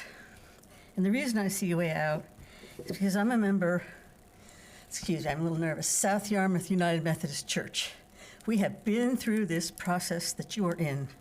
We've put a new roof on, we replaced the steeple, we have aluminum siding on it now that we're about to take off, and we have every hope that the wood underneath can be restored. We don't think it's throwaway wood and there are beetles and bugs in it, so I don't know. But I'm just saying, we have been to the town of Yarmouth, and they have supported us with CPC funds to finish the restoration of our church. Granted, we're an active church, and there's every reason to keep it going, but we're also a presence, as you so wisely stated in your wording, it's a presence in the community that matters. It's the sanctity of what that church represented to the people who settled in that area. Why did they bother to move the sanctuary from the parking lot to a new space? So they could build a bigger, better church? No, to preserve the history of the existing into the new one. So I think we aren't looking at this in quite the right way. There are ways around the problems that you're raising. But aluminum siding is, I'm sorry, it's bullshit. It's on the outside, it's cladding, and you shouldn't even be mentioning it as something that isn't structural. It never was, and it won't be. You know, I'm sorry to insult you if that does insult you, but I'm an architect, and I also know it's not structural. Didn't say it was, but It's that's okay. cosmetic. So I'm speaking from 2 points of view. I'm a citizen, a resident of that community. I'm going to live with the traffic that's going to increase with all those new residences in those 14 units, right next to the old schoolhouse that now has new residential units. And that street is so busy already because the landscape architects use it as their thoroughfare through to North Harwich from South Harwich and every other way they go. And I've had 2 accidents right outside my driveway that are head-on collisions on my street, and since I've lived there. And I just tell you that there are other issues to the housing concept, but the major issue for me, I agree, is the presence of that building. If it's going to stay, it needs to stay. If it doesn't have that presence anymore and you want to tear it down, ask for that. Ask to tear it down and do your commercial project and put the housing in and live with all those restrictions instead of the historic ones. But I think we have an either-or here, and I would love to help you on the or if you would want to do that. I've applied for all kinds of grants through the National Trust of Sacred Places, which gives churches grants, churches that are no longer churches grants, to maintain the buildings and to preserve their history. So there are other options that you can have that you can look into, and it takes about a year for that process to happen. And I've been through it once already with Yarmouth, and I'd be happy to go through it again at no charge because it's in my self-interest. But I think we as a community need to stand behind our valuable historic properties. We have 4 of them on Route 28 between me and the Herring River that are going to fall down because nobody's taking care of them, because the owners disappear and they're in England or some other place. I'm fearful for the history of our community in West Harwich, and I'm the one that wrote that commented online, this is our Notre Dame. We enter our town past a gas station, a pizza store, a fishing bait store. I mean, we have no entrance to West Harwich. The first sign you see about Harwich is, welcome to the Harwich Port Community. Harwich Port Community. That's the first sign I've ever seen. We don't have one, and we have all these historic buildings. There's no plaque at the beginning of our road that says Captain's Row. So we're fighting an uphill battle already, and to let you pass on this is just not in my train of thought. I didn't come here and buy a historic house in a historic district so you could eat away at it and tear down this and tear down that, and that's all I have to say. I'm on the sign-in sheet. Do I sign in here too? Yes, please. Okay. A Just to little clarify emotional. Just to clarify for those listening who may not be in this room, it isn't a historic district. It is a district of critical planning concern. So it is not a historic I was district. told it's, It is not a historic district. okay. The historic district is Harwich Center. Am I still under regulations because I have historic property? You, to the extent that your building is over 100 years old, you are subject to the demolition delay 1851, bylaw. yeah, Yes. thanks. Good evening. Duncan Berry, West Harwich. Let me just do the formalities here. Please and thank you. So, I've got a few things I'd like to say about the matter before you tonight, and I say it with, kind of a little bit of disappointment because there was nobody who was more excited to hear Mr. Vieira approach me. And just as a little qualification here, I'm not speaking as chair of the planning board. I'm not speaking as a member of the historical society. I'm speaking as a native West Harwich person who's trained as an architectural historian. I got my doctorate at Brown. I taught at Brown in the architecture department, Rhode Island School of Design, and the what is now called Roger Williams University. Back then it was Roger Williams College. And I published and submitted to you all a 5,000-word historical overview of the nature of what the significance of that building was in the 18th century and the group. And I was absolutely thrilled when I heard from Mr. Vieira and open door discussion of their project and said, looks like there's been a problem. Would you like to come over and take a look? I went in and looked at it. And I was supportive of the project, and I come to a different conclusion than Mr. Vieira, and I hope that this doesn't affect our personal and my personal respect for you and what you're trying to do here, and my, and the collegial attitude that Davenport has shown toward us in West Harwich. I'm absolutely thrilled at that particular process. However, I do think there's a number of issues here that are in play. I'd like to take a couple of minutes with that as like a slight bit of a background. I also wanted to take and put a few things on the table. You can go to the next one, please. In a discussion, first of the kind of an overview of why the significance of this building has energized so many people. I wanted to talk about our civic life in this town and what the role of a building like this has to play. And then I see that there are two sets of traps that I think these traps are difficult, and I don't envy you your decision, but we ought to lay all those pieces on the table. And again, this is done with the greatest respect for what the initial effort and intent, for all intents and purposes, of the Davenport Company. So the backdrop, if you'll go to the next one, is that this is an object on our landscape that embodies our deepest cultural history as a town. Its religious significance, as I pointed out, is that it is a flashpoint for issues in the 20 years running up to the American Revolution of the business of freedom of conscience. If you did not want to practice the state religion, the Anglican church religion, you had to pay extra taxes and extra fees, and if you did not pay those, your property was confiscated, and you were basically caged. This was something that was very common. In Harwich, there's a huge section in Freeman and in Payne about that. The political significance is that this leads directly into property rights. So the whole idea of us having deliberations here this evening about property rights and having an open forum, that church is the absolute embodiment of our way of government that we're still living under. And that's one of the reasons why it is so precious and so rare. The moral significance of the building is that it was, not only did we begin as a crucible for American ideas of self-governance, but we also were right at the forefront of abolition in this country, and this was one of the first places where an abolitionist made a national cause outside of Garrison in Boston, and who made a career out of opposing what was done and undertaken in the Civil War. This is a multi-generational, telescoping of our values as a community that are actually projected large frame into our country's history.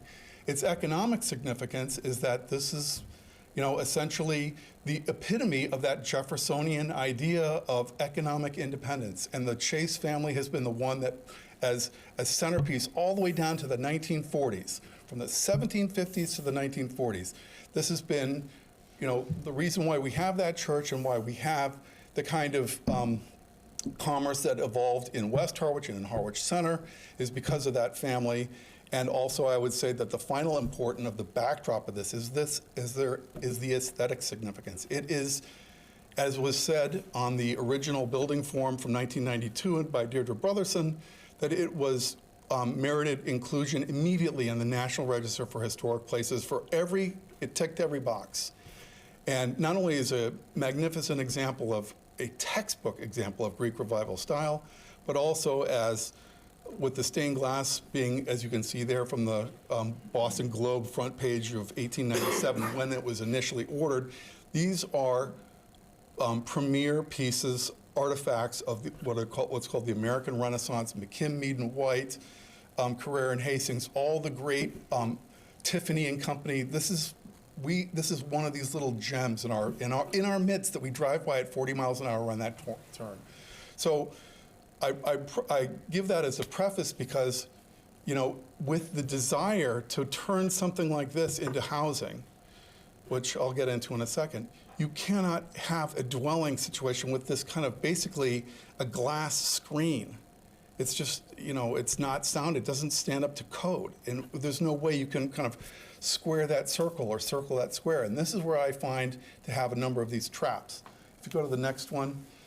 And when I talk about our civic mosaic, what I'm saying is that this is an important component that we don't, you're the only board in town that really deals with this in a profound way, that we have kind of our geographical concerns, which make our town unique and important in terms of our beaches and ponds and marshes and rivers. If you go to the next one, there's a social dimension of this mosaic, this piece where commerce and dining and street life is all part of the vitality and the vibrancy of living in Harwich. And then there's a kind of a technical aspect which deals with our infrastructure and utilities and how we handle our resources. But right smack in the middle is this symbolic component. And I look at that as objects in our civic life into which are compressed the life of our community through time, whether it's the Brooks Academy Museum, our now long-lost Exchange Building, which was just months after the demolition of Penn Station in New York, which became the centerpiece, the spark that ignited preservation in North America and in Europe, our cemeteries, of course, and then the West Harwich Baptist Church. If you strip away these symbolic components, we are indistinguishable from any Midwestern town with oceanfront property. We strip away our identity, where we come from, who we are, and where we ought to be going in like a straight line of continuity. So to me, that's where, between the backdrop and this kind of symbolic piece of what our town ought to be, demolition is a step in the wrong direction. And I don't think it's taken with malice or with any terrible intent, again, to use the word. I think that it's as he said, as Mr. Vieira talked about, as a practical measure. But the model for demolition of historic buildings and reconstruction of one-to-one scale models was explored in Europe in the wake of World War II. And if you'll notice, like whether it's Hamburg with fire bombings or Dresden at the end of February of 1945, entire cityscapes were demolished, but they were rebuilt gradually on one-to-one scale models. And they were done for that purposes because there was nothing there. They didn't tear down an existing building. They simply took the facade designs and the photographs and the drawing plans, and they reworked what they had to produce something. I don't think we're in extremis. So, and I'm talking as somebody who walked in at Mr. Vieira's invitation, stood at those portholes at the narthex, which, I'm 6'1", I look across the thing, and the chest-high debris. It is galling to look at. But my belief is that as has been expressed by several members of your board, that the engineering reports are simply discursive descriptions of what are apparent from kind of an external point of view. And I would encourage the town to avail itself of the work of a forensic preservation structural analyst named Frederick Eckert, who lives in Barnstable, who has volunteered to go and look at the building, will sign the waivers necessary to go in to make it safe, because completely missing from any structural analysis are the static analysis of the forces. Where are the forces? Where are they gained? Where are they being transferred? Where are the weaknesses? Where are the strengths? Photographically demonstrated and then mathematically put through the paces of what are the stresses and how are they going to be, withstood. To me, that's what an engineering report produces. If you build a bridge, you want to know where these stresses are. These trusses, like somebody else who was up here, I live in a house that's 175 years old, so it's a couple decades younger than this one. But I deal with the same problems all the time. And I would say that this is not an intuitive matter for somebody to just assess from an external point of view. You have to get internal and look and take samples and all the rest of it, and look at what the nature of the water damage has been, because that's only local. There's that one huge area. I would say that that's, to me, insufficient. If you go to the next one, please. So what I'm left with are these two clusters of concerns that I have.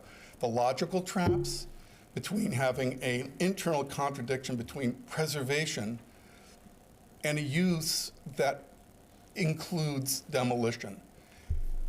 You can't be pursuing preservation and a use, housing, that would require demolition. I think there's probably a better use, and considering the fact that there are going to be 39 units being proposed right across the street, 12 behind it. I believe the Davenport owns another structure down the road at the professional office building. 2 doors down, that's another dozen or so. We're going to have 70, 80, 90 people. Another 10 units isn't going to change anything in terms of our materially, especially if it involves a demolition. So I think that there's that internal contradiction.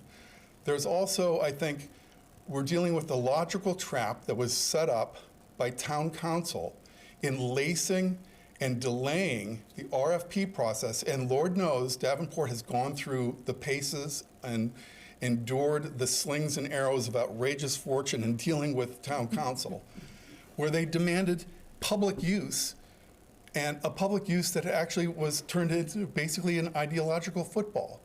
Unless they were to accept, unless the town would accept housing as the criterion for use, as opposed to like what I presented, there is a symbolic use, that we have civic centers and structures that exude a use in terms of their very existence. The third logical trap I see is between the disconnect between the administration, the town administration, and an understanding of a century of success and failure in terms of town planning, in theory and practice, that accentuates and highlights and values the nature of these symbolic components of our civic life. And then there's the last internal contradiction is to put a preservation restriction on an external skin that was created in 2025 or 2026. That's not how that works. That's not preservation. That kind of restriction to me is, something that just, it's inconsistent. It logically makes no sense. The second cluster, if you go to the next slide, are the moral traps, which is that the premise of the West Harwich Special District and of the RFP was explicitly oriented toward preservation, full stop. That was mutilated by the town council and dissipated by town administration. I think these are problems, and I think that, goodwill notwithstanding on the part of the Davenport company, this has drifted away from the moral and logical clarity that we ought to bring, as I think Mr. Doan brings out. There's a very clear moral imperative here. So if demolition were a remote possibility, I'm surprised that the applicant didn't show good faith by submitting the engineering reports going back to 2022. And then again, almost a year ago, in February of 2024, to the town saying, look, we got to reconsider this. This is part of the thing, but this is going to be a hot spot. So we're, again, 1 and 2 years downstream from stated intentions, or let's put it this way, tacit understanding of what the circumstances were. I also think, and I'm just repeating this, I think the reports, again, were kind of spurious, and they actually undermine the goodwill that the applicant brings to the table. Again, I'm not questioning their intention or in fact, I laud it. But I do think that we could do better in terms of a function, and that the other issue that I find to be a bit of a trap is that in the application material that I saw, that the owner signed off, basically, I guess it's kind of like a power of attorney to Davenport to control the property in, kind of, I don't mean this in the wrong way, but in loco parentis, like as a responsible party acting in good faith on behalf of the seller.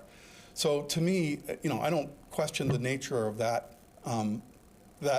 that particular arrangement, but I do think that withholding access to the building is, and to talk about the condition in the shrill tones that we've heard from these engineering reports, I think it's kind of creates a lot of noise, and the real signal has to do with this kind of civic symbolic component that once it's erased, it no longer has the kind of presence and viability.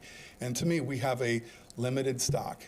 And having already lost, locations like the Belmont Hotel, which goes back to the same period, the business with the old Exchange building, I think this is a hot potato, and we have to be super, super, super careful. So Duncan, before you go anywhere, I just want to clarify a few things Yep. that you stated. One, this board has no control over use, Correct. right? It's But planning board I'm only. simply making So I'm persuasive. saying we can't look at it and say, well, we don't want apartments to go there. Right. We strictly have to look at it from the position of whether it is a historically significant building, which I think we all agree that it is.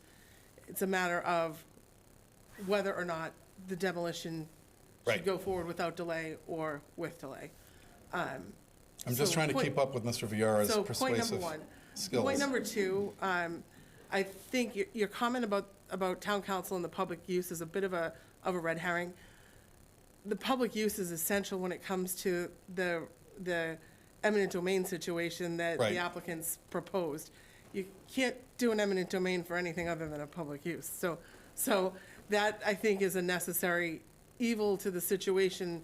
But that- preservation would be public use. Maintaining I'm the. not sure whether as a town council. I intend to go I would to- necessarily agreed with you on To that. Ms. Questle and make that argument that this is where these So are precious assets. I need to throw it out there that, Got it. public use, there is likely a very valid reason that public use was put in there. Right. For legal reasons, because the town is stepping into a transaction to clear title, and Right. towns don't do that for third parties unless there's a valid public use for it. So that, and I had one other comment that I was gonna make.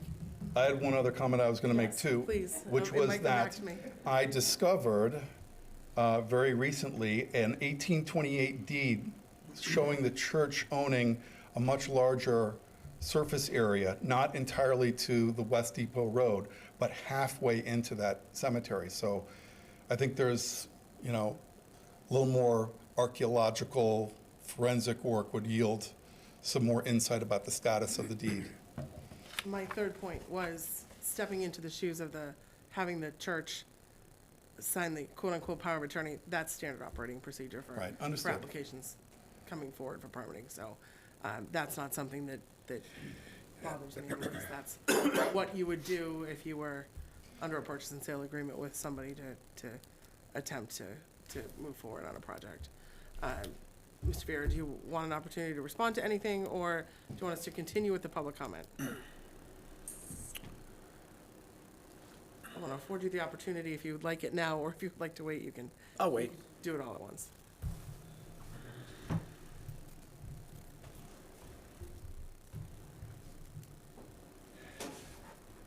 Good evening. Good evening. Sally Urbano, West Harwich. I've already flooded you. I will sign after I finish. Already flooded you with lots of information, so this is quick. I just have to respond to one thing because I was the person that brought that motion to amend that cited Massachusetts general law. I think it's important to note that in the article itself and in the explanation, the town said there would be historic preservation put on the building. That the motion to amend then was telling how that restriction should be put on the building. And that was through the Massachusetts Historical Commission. And therefore, I get confused when it says you can put a mutually agreed preservation restriction after an occupancy permit is granted.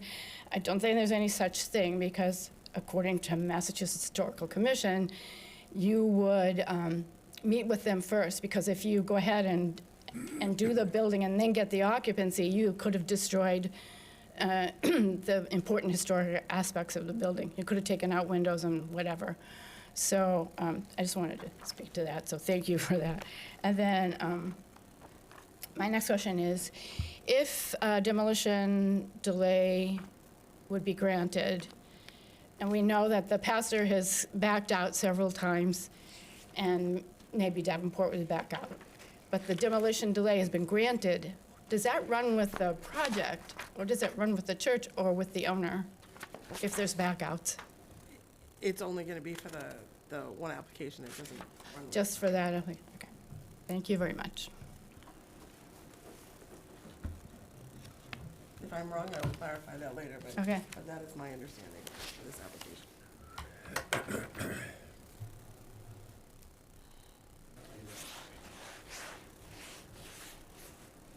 Good evening, my name's Jamie Klein.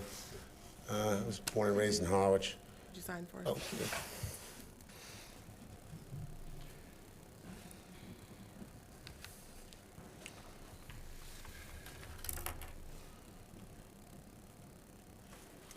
I presently live in North Harwich. I own probably one of the oldest homes in Harwich. Not the oldest, but one of the oldest homes in Harwich. I lifted it, preserved it, you know, from start to finish. I've been in construction all my life. I've built post-beam buildings. I've resurrected old barns, disassembled and reassembled them. I've lifted and moved many buildings, built commercial buildings, built homes. I personally, I've been inside this building. I went all the way up to the steeple when the ceiling was down. Structurally, that building is straight as an arrow. The debris you see on the ground, it's because there was blown-in insulation. It's horsehair plaster with tin over that. The leak caused the blown-in insulation to cause weight for the ceiling to fall. If anything, it made the life easier for demo. The entire ceiling came down. None of the structural ceiling came down. The build is pretty structurally sound. I've lifted, moved homes, you know, small, big, you know. I've done churches, done schools. But in my personal opinion, it would be a shame to tear this building down. And like I said, I went from top to bottom of that building. And as far as the vinyl siding, you know, vinyl siding was a big thing in the 60s, 70s. You know, everybody had vinyl siding. I actually looked under the vinyl siding of the building. That actually preserved the building itself. The clapboard and everything seemed like it was in pretty good shape. I believe that that building on the exterior can be preserved, you know. And structurally, you know, I'm not an engineer, but I've done it all. I've done everything, you know. I've moved big homes 3.5 miles down the street, replaced fireplaces, and that building's pretty straight. And I think structurally it's a well-sound building. I think somebody needs to, they need to look at this again. There's a reason the structural engineers, they don't clarify that and say directly that this structurally, that's unsound building. It's not. That's a well-built building. They don't build buildings like that today. It's a great building, sirs, and I believe it can be preserved. I think, you know, the difficulty of it is it's built to be a church. It's not built to be meant to be housing, you know.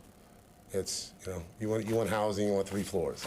You know, so it's going to cost a lot of money to put housing in there. But structurally, you know, but that's not what I'm here for, the use, you know. When I stood in front of that building, I'm a veteran myself, and you could feel the history, you know. It would be a shame to tear that building down. There would be, you know, like I said, I grew up here. It's, you know, they're doing way too much of demo, and I appreciate everything you do. And, you can't just, it's, time is just, it goes by too quick, and you can't just erase it, and these are the things that, we remember time is, these buildings, things like that, it's just, it shouldn't be torn down. That's my opinion. Like I said, I went from the top to bottom.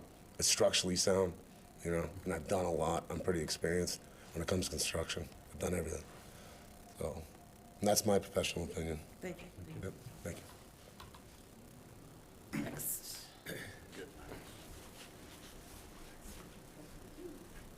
Good evening. Well, Good evening. Matt Sutphin, I'll sign this.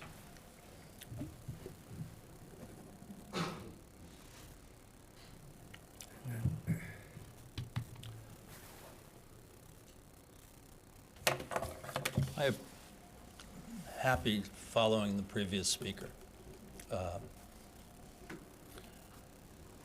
I'm very torn by this whole event because I did not think I'd experience it again in my lifetime in Harwich. I'd helped tear down the Exchange Building with my father, who owned the bulldozer.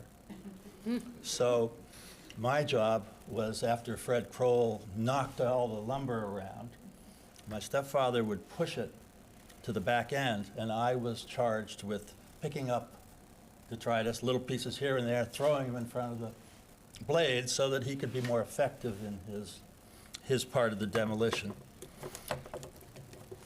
Had I understood then what I understand now, I could never have been up there. There's a total respect for disregard for history that happened at Exchange Building, and I think we're seeing it again. Exchange Building redux is how I would put it. I don't have a certificate. I'm not an engineer. I'm not a lawyer. However, I have had an awful lot of experience with post and beam construction.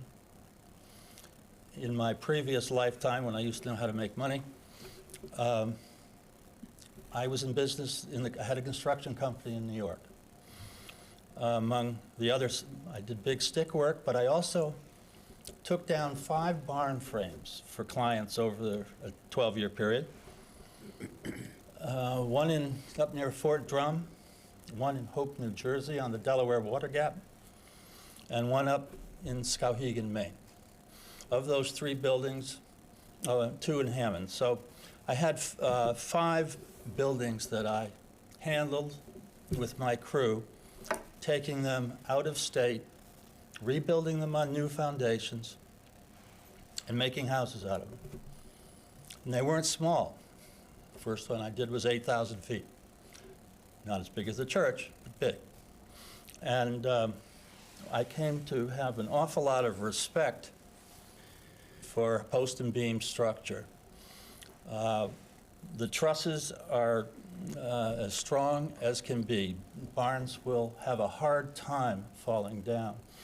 And I'm a little discouraged that the Attorney Vieira has tried to put so much fear into the room, because he really doesn't know what he's talking about.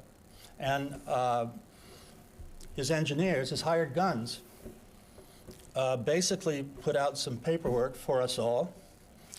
And what they effectively did for Attorney Vieira is let him be the arbiter of structure. He's presented some paper to you tonight. We're supposed to believe it, or that is what brought him to a demolition request of your board. I encourage you to not have a finding tonight. You aren't equipped to have a finding. You are not performing in the town's best interest by accepting the demolition data presented by the petitioner. We all know, we've all lived a long time. When we want to get a certain result, we hire the guns that'll give us the result. I mean, all we have to do is have money. So I encourage you to really think about sending the petitioner away tonight. No finding. Consult the administrators of the historic district.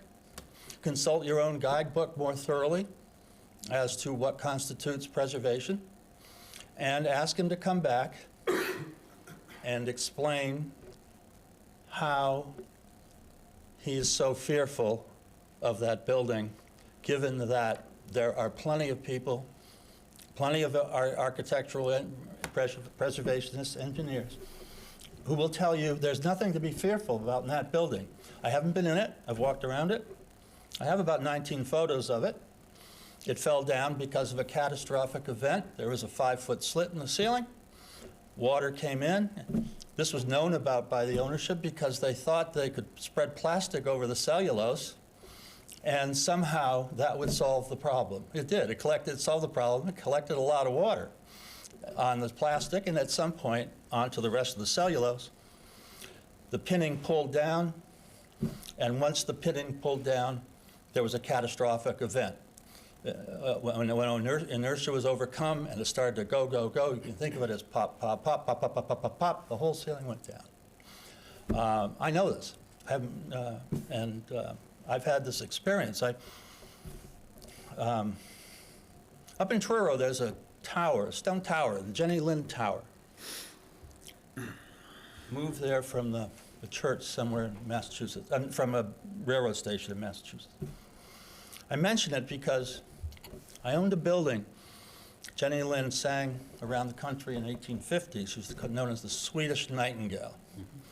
P.T. Barnum made a deal with her, and she traveled all over the place, made a lot of money, gave a lot of money to schools in Sweden. However, the reason I bring her up is because I owned a building about 2/3 the size of the church. And when I bought it, birds would fly in the sidewall. I didn't even have all the siding that we're discussing tonight. The top floor, where Jenny Lind sang, was a big barreled ceiling. When I bought it, the plaster was all under my feet. Up at the top was just all lath. It was a cathedral of lath. All the plaster had fallen. About 20% of the big moldings going around the perimeter were missing. So it gives you an idea. It's a lot worse off than this building, this church, by anybody's yardstick. So I took the lath down, put in strapping, put up plasterboard, and with other remedial work in other areas, 4 years later, it's on the National Register. So I'm quite proud of it. But if I had come to a town board to discuss the future of that building, I wouldn't be here talking to you about it tonight because everybody would be afraid. You have been encouraged to be afraid. You have gotten reports from engineers that just have no depth at all in this subject, none whatsoever. One of my barns ended up in Architectural Digest, we mentioned tonight. One of them ended up in architecture. So I feel I know as much about barns as anybody in the room. In fact, I know more. But I don't have the credential. And apparently the credential is very important. At least it's been presented as authentic and true. And it is not in this particular case. So I think you'd be, repeating myself, you'd be remiss to have a finding tonight. You don't know enough. I think if Mr. Vieira wants to go forth with it, I'm not saying he shouldn't, I think it needs to be an open book. He has to recognize that the purchase and sales agreement did not reflect the sense of the town when they voted for preservation. He certainly didn't do it all himself. I mean, he had the town administrator and the select board to help him along. I do know one select board member did not sign the purchase and sales agreement. She must have known more than the rest of them.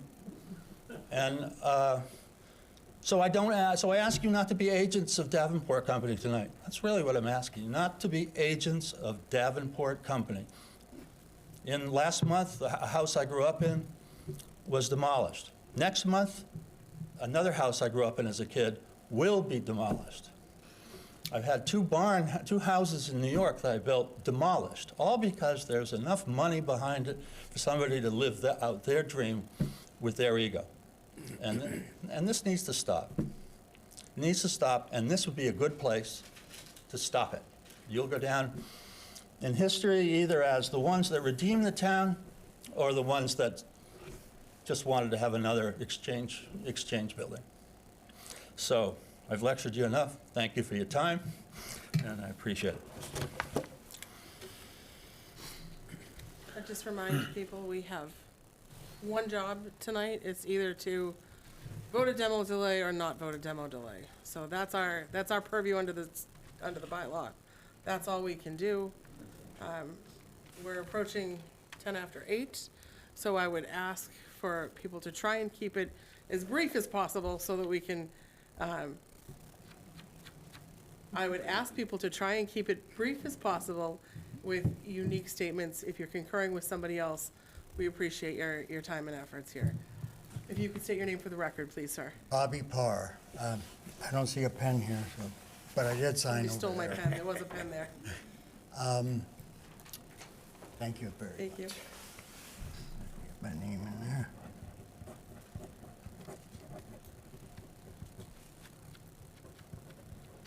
So, I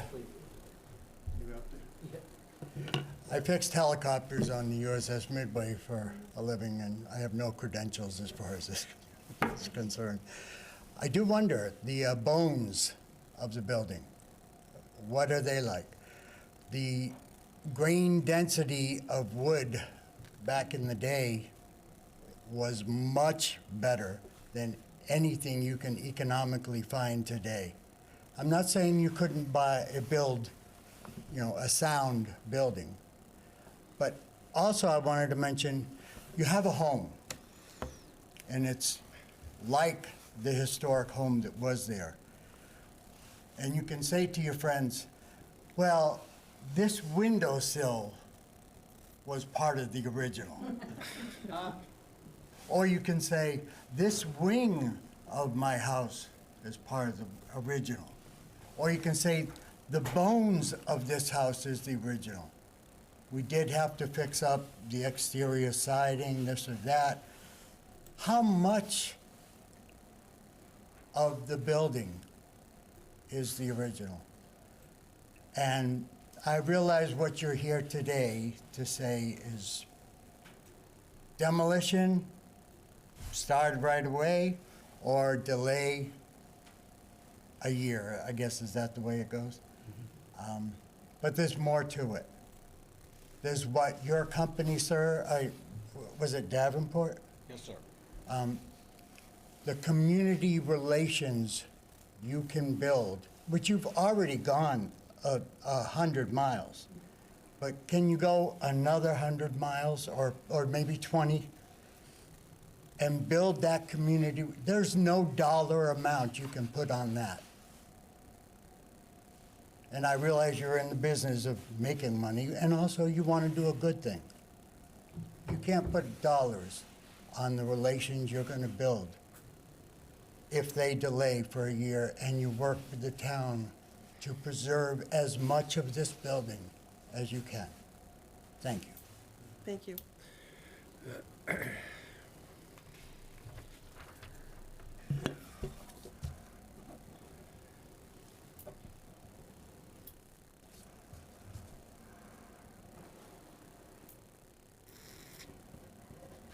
Hi, Bob Nickerson. I live in Harwich Port. And I want to kind of go back in time. I know you want to keep going on this, but I think this is a really important topic. So let's go back to October 20th, 2022. From the Cape Cod Times, constructed the year Edgar Allan Poe published The First Detective, 1841. First steam fire engine tested. William Henry Harrison gave the longest U.S. presidential inauguration speech. Hope that doesn't happen again. Oldest Baptist church on the Cape. Okay? Oldest on the Cape. Okay, special town meeting. Approve putting aside $1 as a placeholder for town acquisition for the church. Anticipation private repurposing of the church for workforce housing. Repurposing, right? The church property and the town's role to help along with towards restoration and new use was the most discussed of the 8 business items at that meeting. Okay, how important it was. The vision, church to be converted into about 14 workforce apartments, which would be constructed within the existing building, which keeping the facade intact. That was this is all from the Times. This isn't made up. I got it out of the Times article, okay? I'll skip through the next part. Okay, comments at the meeting. The choice tonight is to save the building that is a landmark and that is essential kind of piece on the face of Harwich, or let it go. Duncan Berry. Giorgio said private public arrangements allows the town to ability to consolidate a ragtag lot and maintain a magnificent building retrofit for the 21st century and keep our village.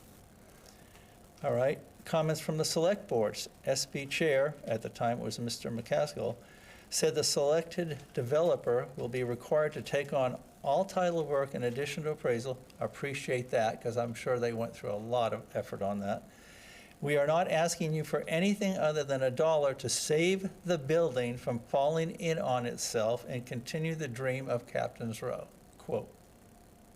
Okay? Next thing, coastal structural assessments, coastal engineering, Ty and Bond now, Puffer. Limited access did not allow assessment to all conditions pertaining to the structural integrity of the building. It is beyond the scope to assess every element and comments limited to the typical conditions found in areas investigated. Notes, major deficiencies to gable vent, allowing water, blah, blah, blah. We already went through that. Many unknowns regarding condition of members that could not be verified. Unknowns because they couldn't be verified. Okay, so how do you make a judgment if you can't verify it? All right, with the exception of the ceiling, which fell down, which is a minor event actually in all of this, and much of the finishes are still present throughout the structure. Appears the level of repairs and upgrades necessary to create a functioning building structure may result in essentially a rebuilding of the structure. No surprise, right? We're rebuilding a new old structure. There also may be significant code implication and details when you might, with details what these might be. Okay, so rebuilding, you need to make codes. Of course you meet codes. You're gonna have to put tie down, wind tie downs on top and all the things you have to do for a code. Doesn't mean the building changes or the structure changes. Okay, so then we have Michelle Kudalow looked at the building. She said, review the property in September 21. A few comments about powder post beetle damage, framing is unsafe, insufficient construction. These are all mentioned in the first 3 paragraphs. The next other part of the report was just a quote from the 2021 report that she didn't even write. So where's the value in that? So my response to the comments by the structural engineer's review is that to complete a full, accurate review, interior sheathing would need to be removed. And I would surmise that you would find as an intact timber frame truss system that may need some attention to some members, possibly additional framing and repair or replacement of selected members. None of this should be a surprise, and in my opinion, you would find a structural system in a condition of not in high risk of failure. If every historic structure in town was to be demolished due to age or some replacement of structural members, then why bother having a historic commission? My wife and I have restored a 1796 house, an 1850s barn, timber frame, both, a 1920s bungalow, and we're working on an 1850s 15 house that was my great-great-great-great-grandfather's. Each of these structures required members to be repaired or replaced, addition of new tie-downs to meet code for wind loads, and other upgrades you would expect. So I completely disagree that this structure can't be restored to last many, many years. In closing, my opinion, you'll never be able to reconstruct the property so that it aesthetically appears to be practically limited to the original structure, style, and materials. So if that's the plan, I don't think you should do it. Bob Nickerson, structural engineer. Thank you. Anyone else? Thank you. Thank you, Mr. Nickerson. Anyone else, please?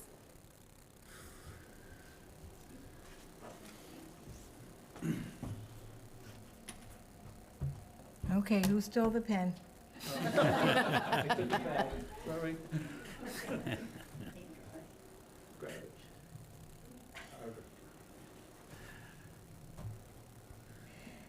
My name is Judith Ward.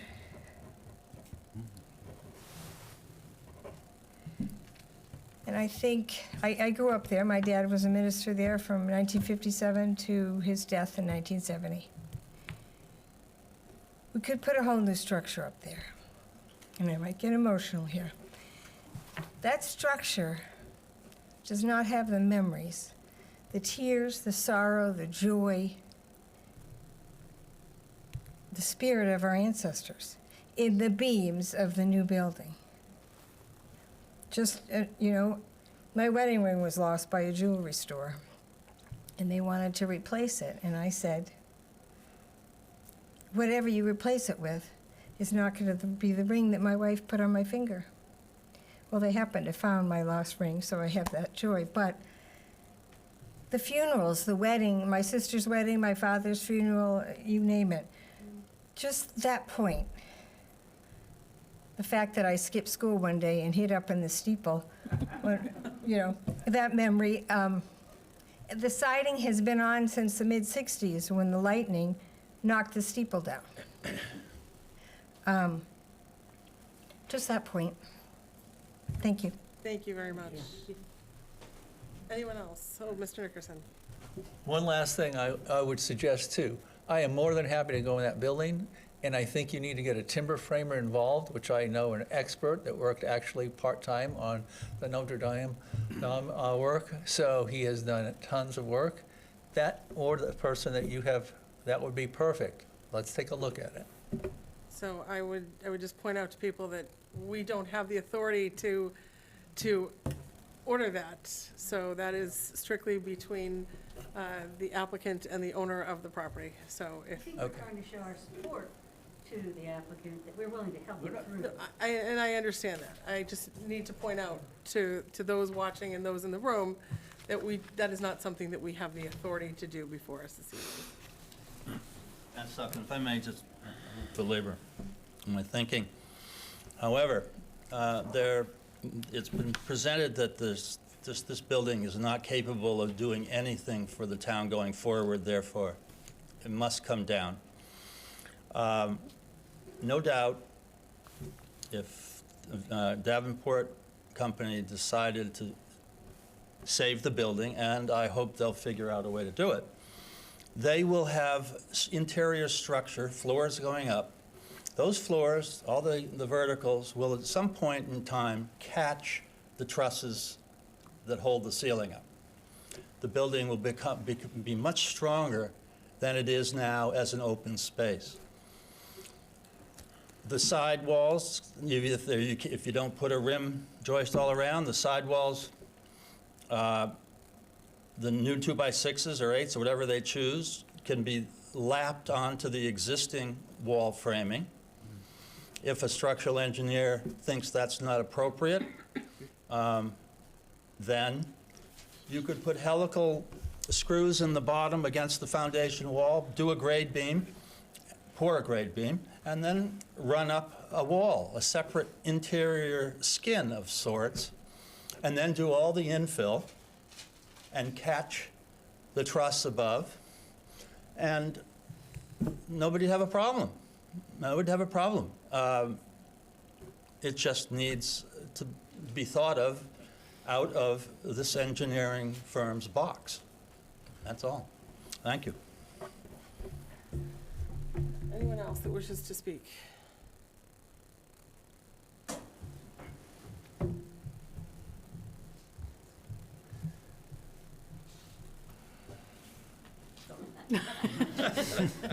There was a pen there, I promise. Somebody stole it. It's on camera. Oh, he stole it. Good evening, I'm John Carey. I own the West Harwich Schoolhouse, and I own 52 and 48 Route 28 in West Harwich.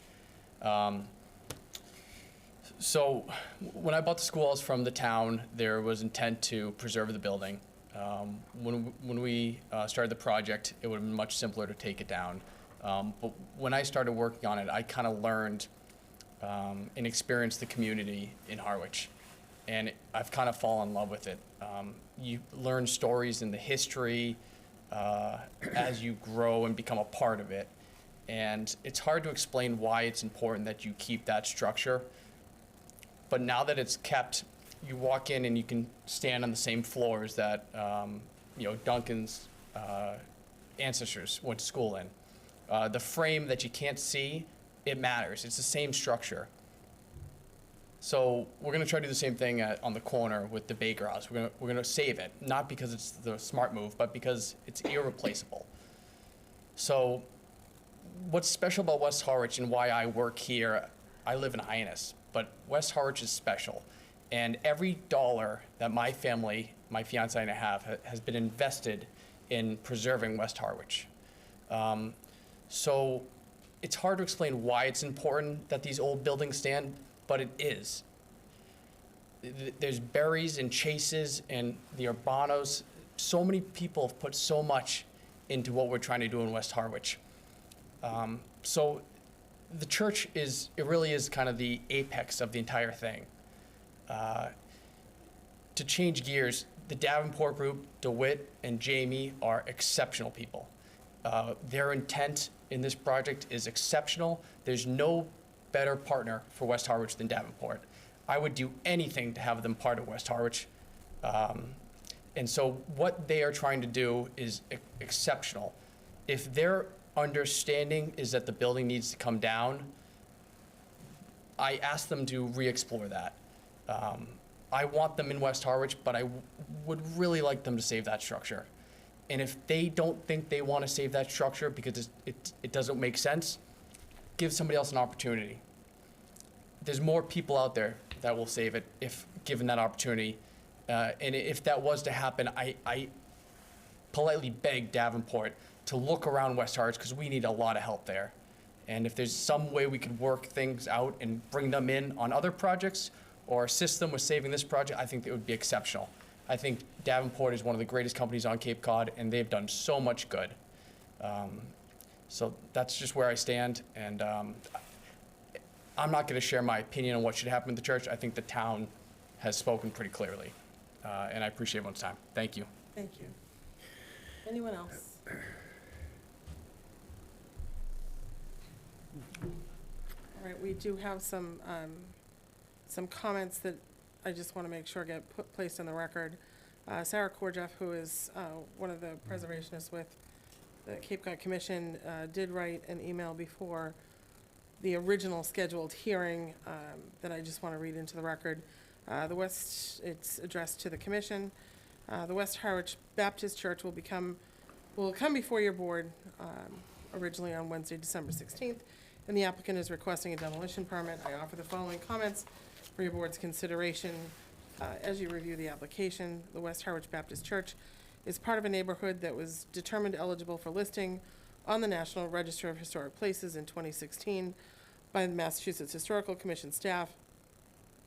That recognition of the area's historic significance, along with concerns about future development potential, led the town to work with the Cape Cod Commission to create the West Harwich District of Critical Planning Concern in 2019. The town adopted implementing regulations for that district at its September 2020 town meeting and developed draft design guidelines for the West Harwich Special District in 2022. One purpose of the implementing regulations was to incentivize reuse of historic structures in an effort to encourage their rehabilitation and preservation. The draft design guidelines also focused on ways to protect key architectural features of historic buildings within the district.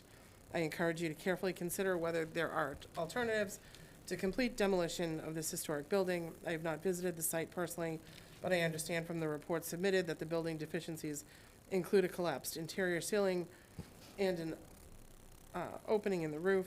While these are serious concerns, they do not necessarily indicate that the entire structural frame or the front facade are in failed condition. Saving any portion of the building would preserve original materials and construction techniques and thereby help to preserve the significance. A reconstruction with all new materials will not have the same value. Please feel free to contact me.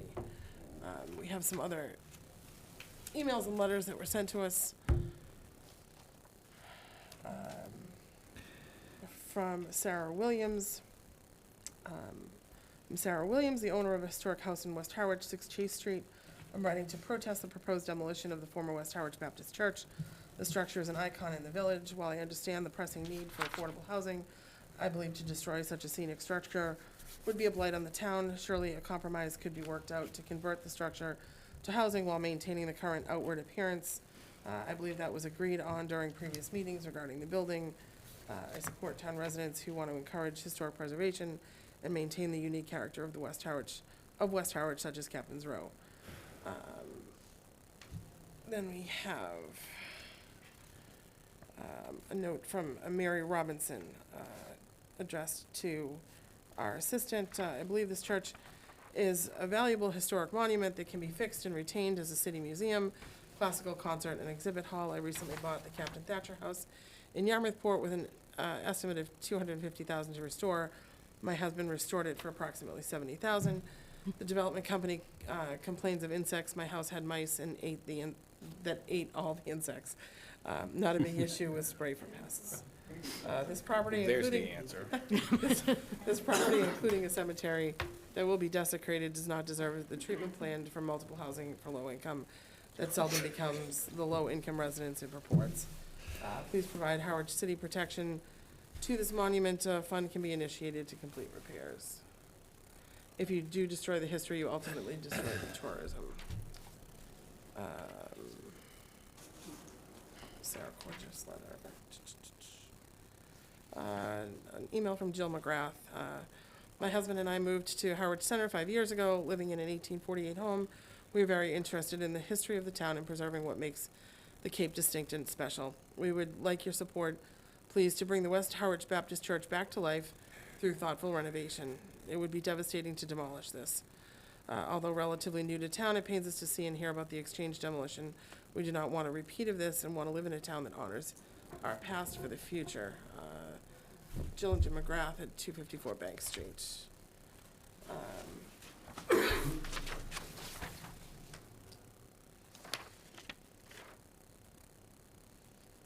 Sally, I have your email here as well.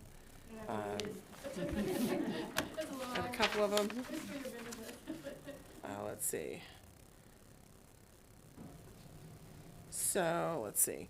The town meeting, the first one I have here speaks about the town meeting article. This is Sally stating that the town meeting article regarding the church also had an amendment to the motion that included the requirement for historic restriction to follow Mass General Law, Chapter 184, Sections 31 through 33. Mr. Giorgio, who was town council, was at the town meeting, and when the amendment was proffered, he nodded his head okay. The amendment was structured citing which mass laws to follow with input from the Mass Historical Commission. With the acceptance of that amendment, the proposed article passed. Please consider that article might not have passed without the amendment. The preservation restriction laws that were cited require the developer to first seek input with Mass Historical before plans for the development are even drawn up. That never happened. Now fast forward, and Davenport, despite knowing the condition of the building and stating you would build in the historic envelope with a restriction, quite recently changed his mind. He is apparently seeking the right to demolish through a vote by a select board, and with that in hand, to appear before the Harwich Historic Commission, requesting a hearing for complete demolition. So let's consider a vote directing the town to require historic preservation. Restriction was included with a vote to allow the town to proceed with the RFP, purchase and sale agreement. Where is the precedent that allows the Board of Selectmen and Administrator to make that null? Shouldn't that require return to town meeting for a vote with whatever remakes are desired? As part of the District of Critical Planning concern, any plans for this building and its demolition should also be referred to Barnstable County for their input. I believe you mean the Cape Cod Commission. Okay. If the deed is not yet recorded, who has control over what happens before the recording, and if the developer submits for the deed without the historic preservation restriction, are all of our rights for that now killed? And I think the point is, nothing has changed hands yet. It's still with the church, with the notion that depending on what happens, eminent domain might happen, and then Davenport would seek it from the town out of eminent domain. I urge you to involve legal counsel, find out, you must hold up the registering of the deed or whatever process that is currently happening in the town, the current holder of such, and what is the outcome. The town did not fulfill its duty through town meeting vote. So I think that's all, just hasn't quite happened yet. And then the December 10th letter, greetings regarding West Harwich Baptist Church. I'm hoping with this letter to focus us all on what happened. 2022, the town brings forth an article at special town meeting for a process by which the town would clear title to the Baptist church, and an RFP, purchase and sale, issued to the town, issued for a developer. Davenport's name was mentioned before this article was approved, and then Davenport ultimately won the RFP. The initial RFP, I was able to see, had no mention of demolition. Apparently, subsequent RFPs have so mentioned. The town meeting article regarding the church also had an amendment to the motion that included the requirement of a historic restriction to follow Mass General Law, Chapter 184, Sections 31 through 33. I think some of this is duplicative. Am I rereading the same essential thing? Okay. All right. Sorry about that. It was in small, it was printed twice. Let's see.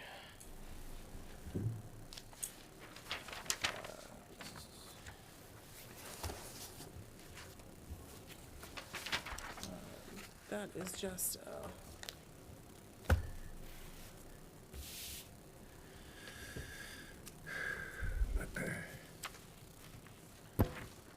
was just a note from Sarah Korjeff there was, to staff that was copied to me, just stating that, the town planner was working with members of the Cape Cod Commission, and she was just pointing out that the building is part of an area deemed historically significant and eligible for the National Register of Historic Places.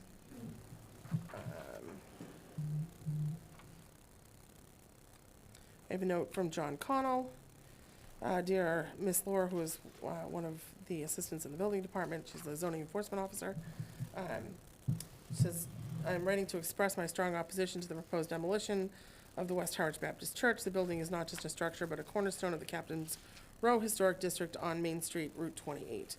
As the attached historic image illustrates, the church has long stood as a defining feature of the historic neighborhood, with my property at 73 Main Street visible to the left in the photo heading west. So we just have an older photo that we will keep for the record here.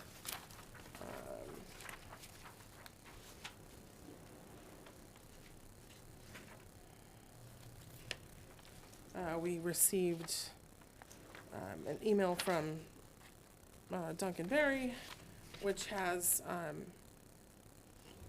a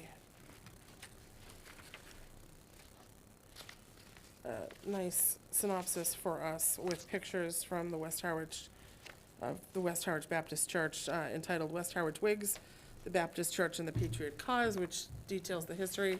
Are you okay if we put that in the file, or would you like that read in? Yes, and in case you have difficulty sleeping tonight, I highly recommend the opening paragraph. It is, so I will read the opening paragraph, then we will add it to the file. It will be available for anybody that wishes to read it. Driving from Dennis towards Chatham on Route 28, one passes usually without noticing a veritable museum of American residential architecture in the 1-mile stretch just past Dennisport. The corner of West Harwich has been known as Captain's Row for about a century, largely because of the emergence of the first of coastal, then an international maritime commerce launched and serviced at the Herring River.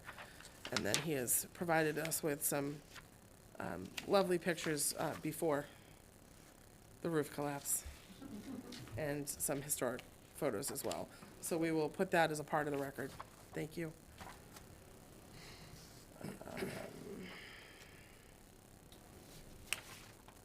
Let's see. Sally's email again for the third time. I have an email from the Ward White family. My name is Judith Ward.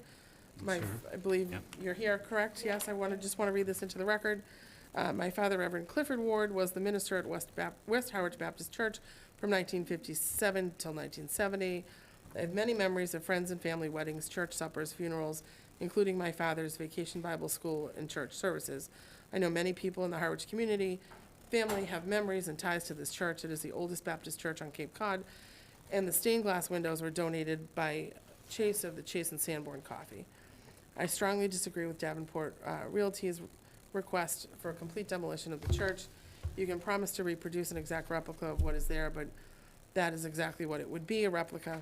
It would not hold the same memories, the same history, tears, joy, sorrow, and laughter that this building holds.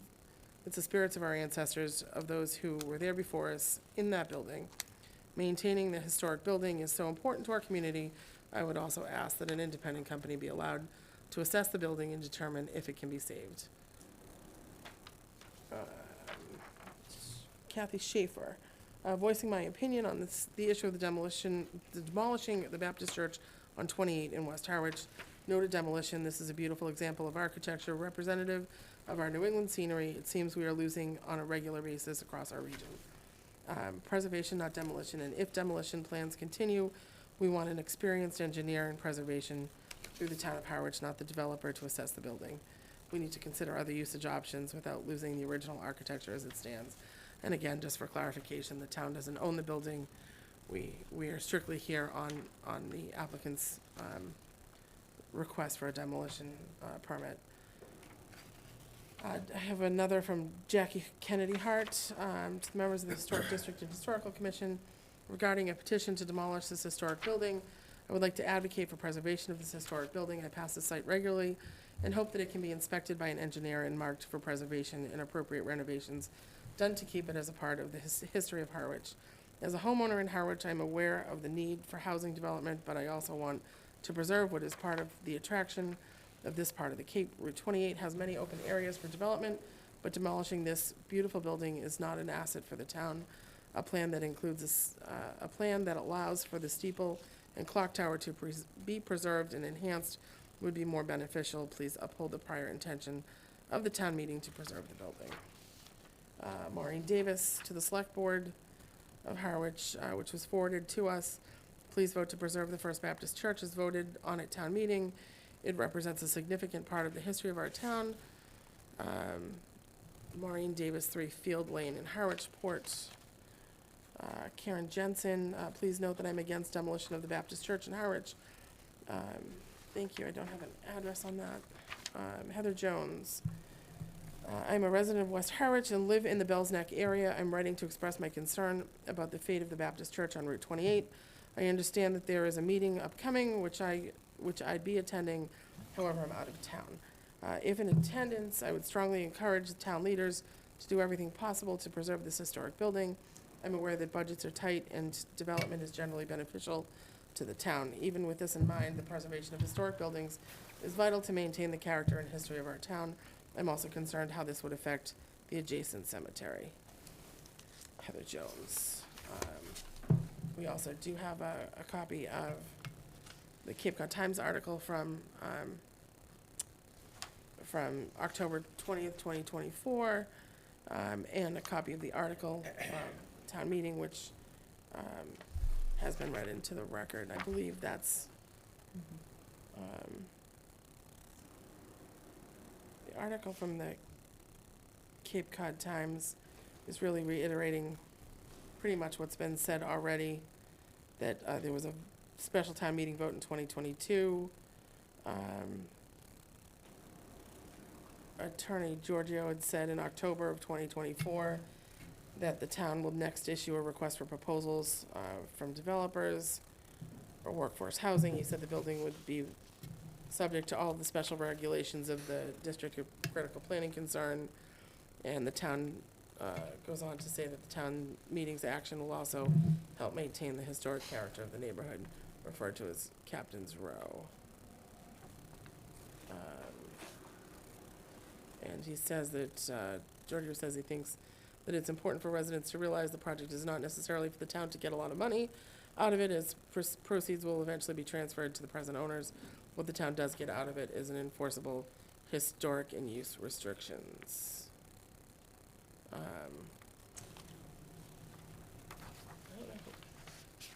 don't see who this is.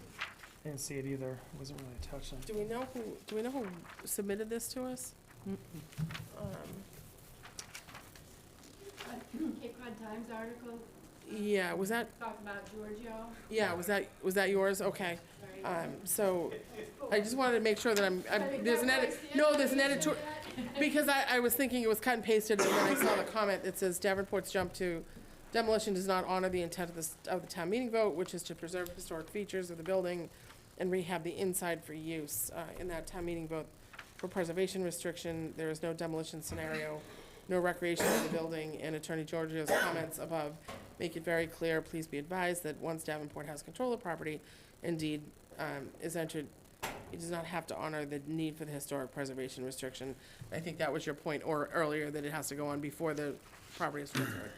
Just trying to make sure that we're getting all the concepts. So that one was just the Giorgio. It seems as if with the planning board in the lead, the town planner, HDHC, and zoning board will all be involved with the DCPC standards for any development plans regarding the West Baptist Church. And I think that's true. Our piece here tonight is strictly just relative to the demolition delay bylaw. And you've included, Sally has included the comments from the Deputy State Historic Preservation Officer, which how to create a preservation restriction. So it's unfortunately not our piece of the pie tonight. And then I think, Sally, this is your last comment to me from January 2nd. Greetings, this is a personal statement representing no one else. I am a preservationist at heart and have worked to try to get the Baptist Church protected with a preservation restriction legally drafted. So what I say is from that viewpoint and is not reached easily. The First Baptist Church is currently in a legal process and it will play out. But if the church is demolished, the developer has indicated he would rebuild the church as a replica. However, once it's demolished, he is faced with the same zoning and area, including the DCPC restrictions. I would actually prefer, after demolition, that he not plan a rebuild of the church. We would be faced with nothing more than a modern build box with a steeple. Who wants that? Once the historic church is gone, it can never be recreated. So whether it's a reconstructed nod to a historic building or a carving of the exchange building on a rock, it diminishes our standards for excellence, makes us as a town less authentic, and is destructive to the character that is Harwich. And that's Sally Urbano. Still feel the same way? I know I flooded you, but thank you. Okay, still feel the same way, just after tonight's presentation. Just want to make sure. Okay, so I think we're tapped out on public comments. Do members of the board have anything else that they'd like to say? I want to give Mr. Vieira an opportunity to respond to what he's heard. Are we good with that? Please, if you so wish. Sure. In interest of time, I just want to be clear that we're all on the same page procedurally here. That is, there is no impediment for you to proceed tonight because there's no prerequisite for Mass Historical to be involved because there is no historic preservation on the building from the town meeting vote that was there. So there's no impediment to going forward, one. Two, that if there was a delay imposed, which is a prerogative of the board to vote for, it runs with the application. There was the question of if you vote delay and we were to withdraw, what happens to the delay? It vanishes, essentially. There's not then a delay that hangs over the building in perpetuity there. I just want to be clear that I understand that correctly. There's If we are the applicant and you impose delay, then there's delay imposed upon us. I'm crystal clear about that. Correct, and then if Right. somebody comes forward and is not demolishing, Then there's no delay. They There's- can proceed with a certificate of appropriateness to alter and amend and change. that is my understanding. Right, so just so we're all clear on that one. 3, Because we can always waive our demo delay for. Correct. For an application that, so for example, we placed a demo delay on one of the buildings that Mr. Nickerson and his wife are now renovating. We put the delay on it. They did what they needed to do to buy the property. We came in, we made sure that that delay was removed so that they could move the property in a timely fashion. So that is our purview, and that's what would happen. It would come back before us, and we would remove any delay, and a new application would proceed. that would be remove it prior to a year if you voted a year. Correct. All right. But at the end of the year, so we're all clear, and under the guidelines there, if no agreement can be reached and no alternatives can be agreed upon, as it says there, 366 days, Correct. then demolition could take place. Correct. All right. And Unfortunately, that is that's how it's written. we are structured under our demolition delay bylaw, and all we have the authority to do at this time is impose a 12-month delay. Right. And it is always with the hope that something can be decided to end that delay and preserve that building, but. Understood. But so that those listening understand that, a lot has to happen for that, for other people have to come to the table to be able to do that. We unfortunately do not have the funds in the Historic District and Historic Commission to broker a deal and to buy a property to preserve it ourselves. Different topic, different day. Exactly. All right. But at the end of that period of time, that's what happens, When it because that's what's expires, written. it expires. Right. And then lastly, that tonight's application is complete. You've held the public hearing. You can go forward. There is no predicate legally to delay with no finding here whatsoever. I would agree that I disagree with Mr. Sutphin. We certainly, if this board feels that it has all of the information to decide on a delay or no delay, we can vote that. Right. Again, that's a decision of the board to close the public hearing, and it's a decision of the board to vote. Understood. All right.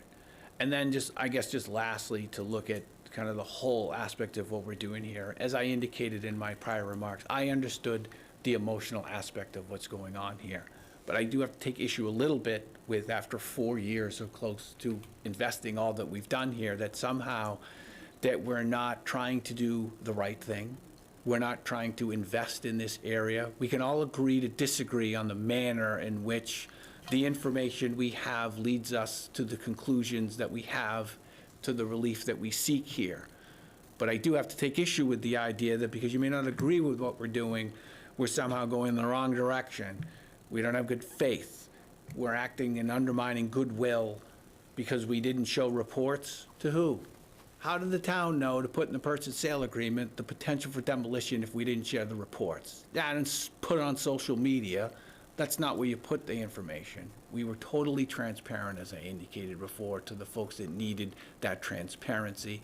And when your application asked for information, we provided it. I don't know why our last letter didn't get before you, but I can give you the email if you'd like it that says that we did that. So without, I guess, further delay, those are my comments. And so I thank you for your attention. And Thank you very much. I will, I want to take your original. I'll come get If it. you could just make sure that an emailed copy goes back to them. Do in the you morning. want, how about we reverse engineer this? Do you want to make a copy and then have them send it back to me? No, because I don't have access to a copier tonight, Okay. unfortunately. Fair enough. I have keys to the inner sanctums. No, we don't. Apparently, we have keys to the air conditioning, but. Apparently so. I'm jealous of Bob with his coat on. Yeah, it makes two of us. So, all right, so board members, I do have just one Please. question about the transparency part. I think everything was done under executive session with the board, so we never knew any of the contract negotiations or anything while they were going on. No, what I meant by transparency was, I was crystal clear with the parties I was negotiating with that our position from the facts that we had led us to the conclusion that we may seek this relief. That's all. I didn't say I had to do it in public. My initial approach to this was to work with the town. Work with the town through the board, select board, and town council. And throughout that process, we negotiated, but I had to let them know as I did. So I didn't spring this on anybody, is what I'm getting at here, is that we had the reports, we provided it to them, we negotiated language that gave us this option to come here. That's all. They have to deal with their negotiations in executive session. That's not my doing. And, okay, that's how they have to operate by law. So my questions on transparency is I gave them the information when I had it as part of our negotiations and didn't hold anything back from them. And we wouldn't have been privy to the. No, persons that no, were- that's. So. Any other comments from the board? No, no?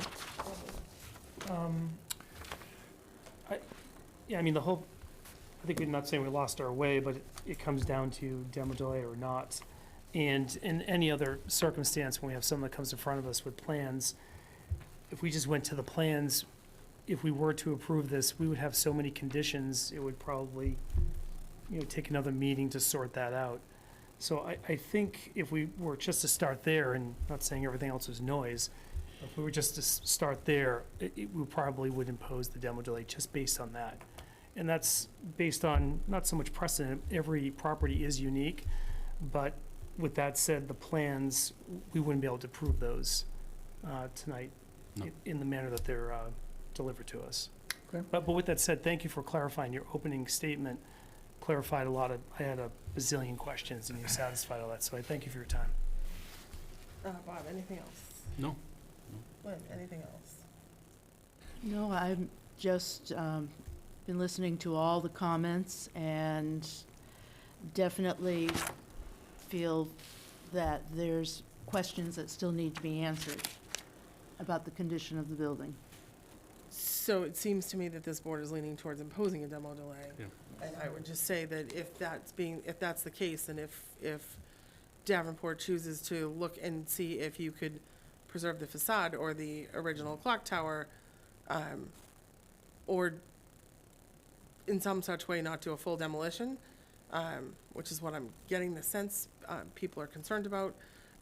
But you certainly can come back before us and present plans that we can and have in the past removed demo delays for plans in front of us and making the decision that, yes, we think this is a better alternative than no alternative for 12 months out. So, so I just throw that out there so that, you understand that is how we have typically worked, and we have continued meetings to get full sets of plans from architects and ask them to change the pitch on the roof or whatever to make it look more like a building that is being torn down with a replacement. So all that being said, if it sounds like we are ready to close the public hearing, then I would entertain that motion. So moved. Second. So Paul has made a motion to close the public hearing. Lynn has seconded. All those in favor of closing the public hearing? Aye. Any in opposition? Hearing none, motion carries 5-0. All right, then, is the board comfortable that you have sufficient information to make a decision tonight on what is before us? I didn't hear you. Yes. Did you say that again? Would you Bear with repeat me. what you just said? I didn't understand it. I'm sorry? Could you repeat what you just said? I couldn't understand it. To, Sufficient information. that I asked the board if they felt they had sufficient information to hold a decision this evening. And what was We've the- closed the public hearing, so that is our logical next step. Just bear with me, I'm looking for my, there it is. All right, who would like to take a stab at a decision, if you are so ready? Sure. Go ahead. You want to do it? You want him to do it? I, Just get it. Okay. Are you making us to put a delay? I am.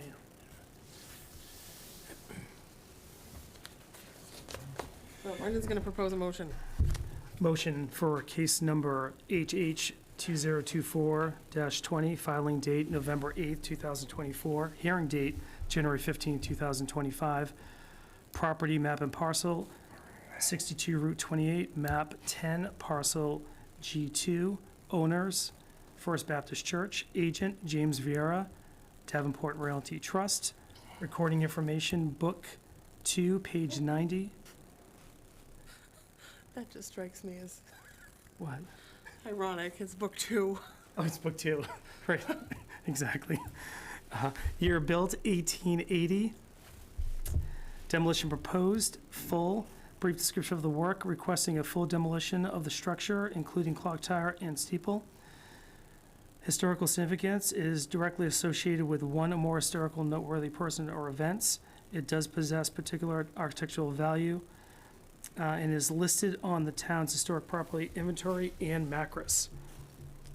Proposed demolition would destroy or substantially diminish the historic value. Determination, demolition day period imposed, and the length of the period imposed would be 12 months. And there are no conditions. All right, so we have a motion. Just- Second the motion. Just put the expiration date of Yes, January Oh, I'm 15th, sorry, yep, and 2026, I'll let Mary do It'll that. be January 14th. 14th, the day before. Thanks for that.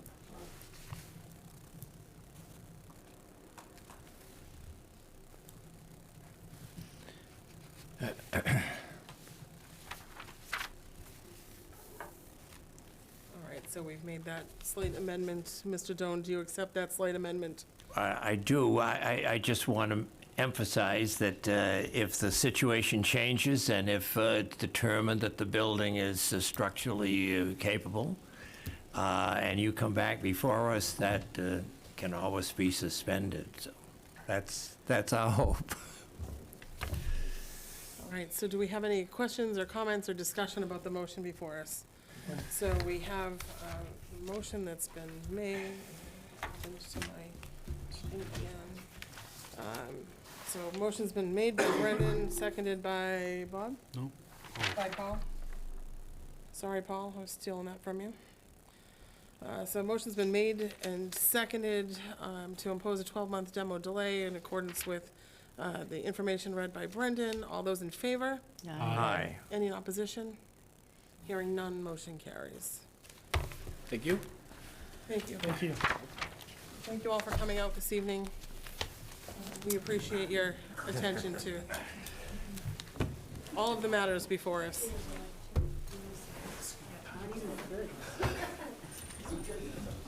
Oh, okay. You stole my pen. You're the one. Okay. Perfect. Take care. See you. Yes.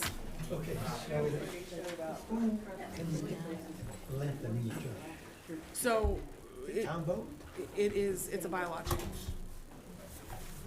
And it is something we have considered proposing in the past, and we're considering it.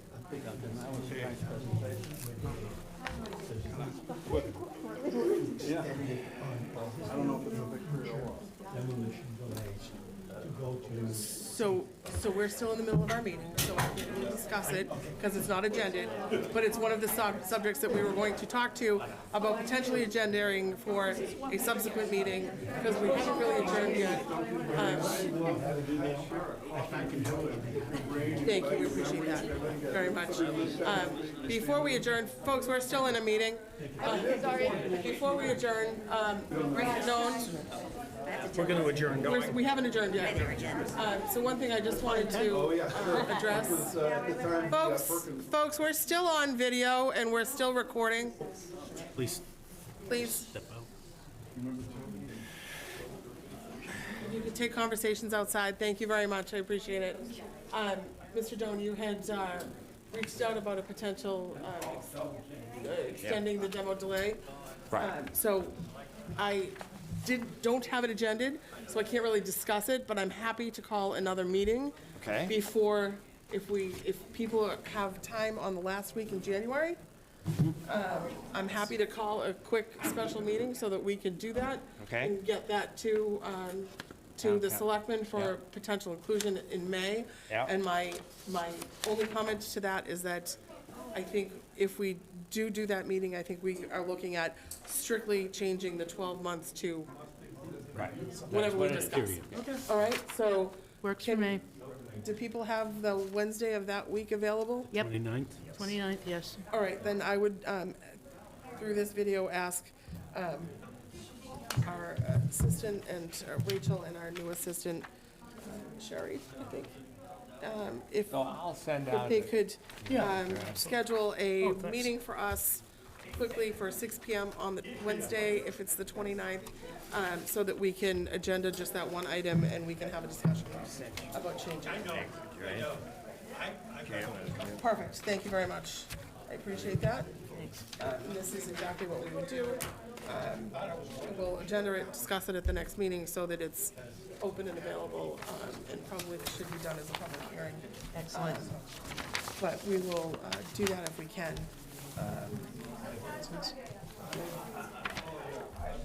Oh, the meat, yeah. I think we do have Yeah, a couple of can I make a items. motion for approving the minutes? Yep, Yeah. Motion to approve minutes from December 18th, Second. 2024. so motion's been made by Brendan, seconded by Lynn. I don't want to delay things, but in discussion, Madam Chairman, there's a couple of things in here that I kind of confused Bob and me. I don't really okay. care, but, Okay. Well, then I why don't don't we suspend that until our next, well, then let's postpone till yeah, next. until the next meeting? Perfect. And I would ask if anybody has changes to just email me or email the secretary and we can get those fixed. Before that, I'm gonna just say that we postpone the section 106 discussion for no adverse effect, What is that? I agree. because I'm not sure either, so. What topic is that? It was agended on our item as new business for section 106, no adverse effects. And, I think that's the sidewalks. Oh, okay, yeah, that's right, that's what I, Yeah, I read it. yeah, yeah, okay. I did see it. Do we need to talk about that tonight, or are we okay Let's postponing suspend it? it. We can Yeah. put that on the 29th, yeah, and we'll just do a quick meeting, if that works for everyone. Yep. All right, then, that being said, I think we're done. Motion to adjourn? So moved.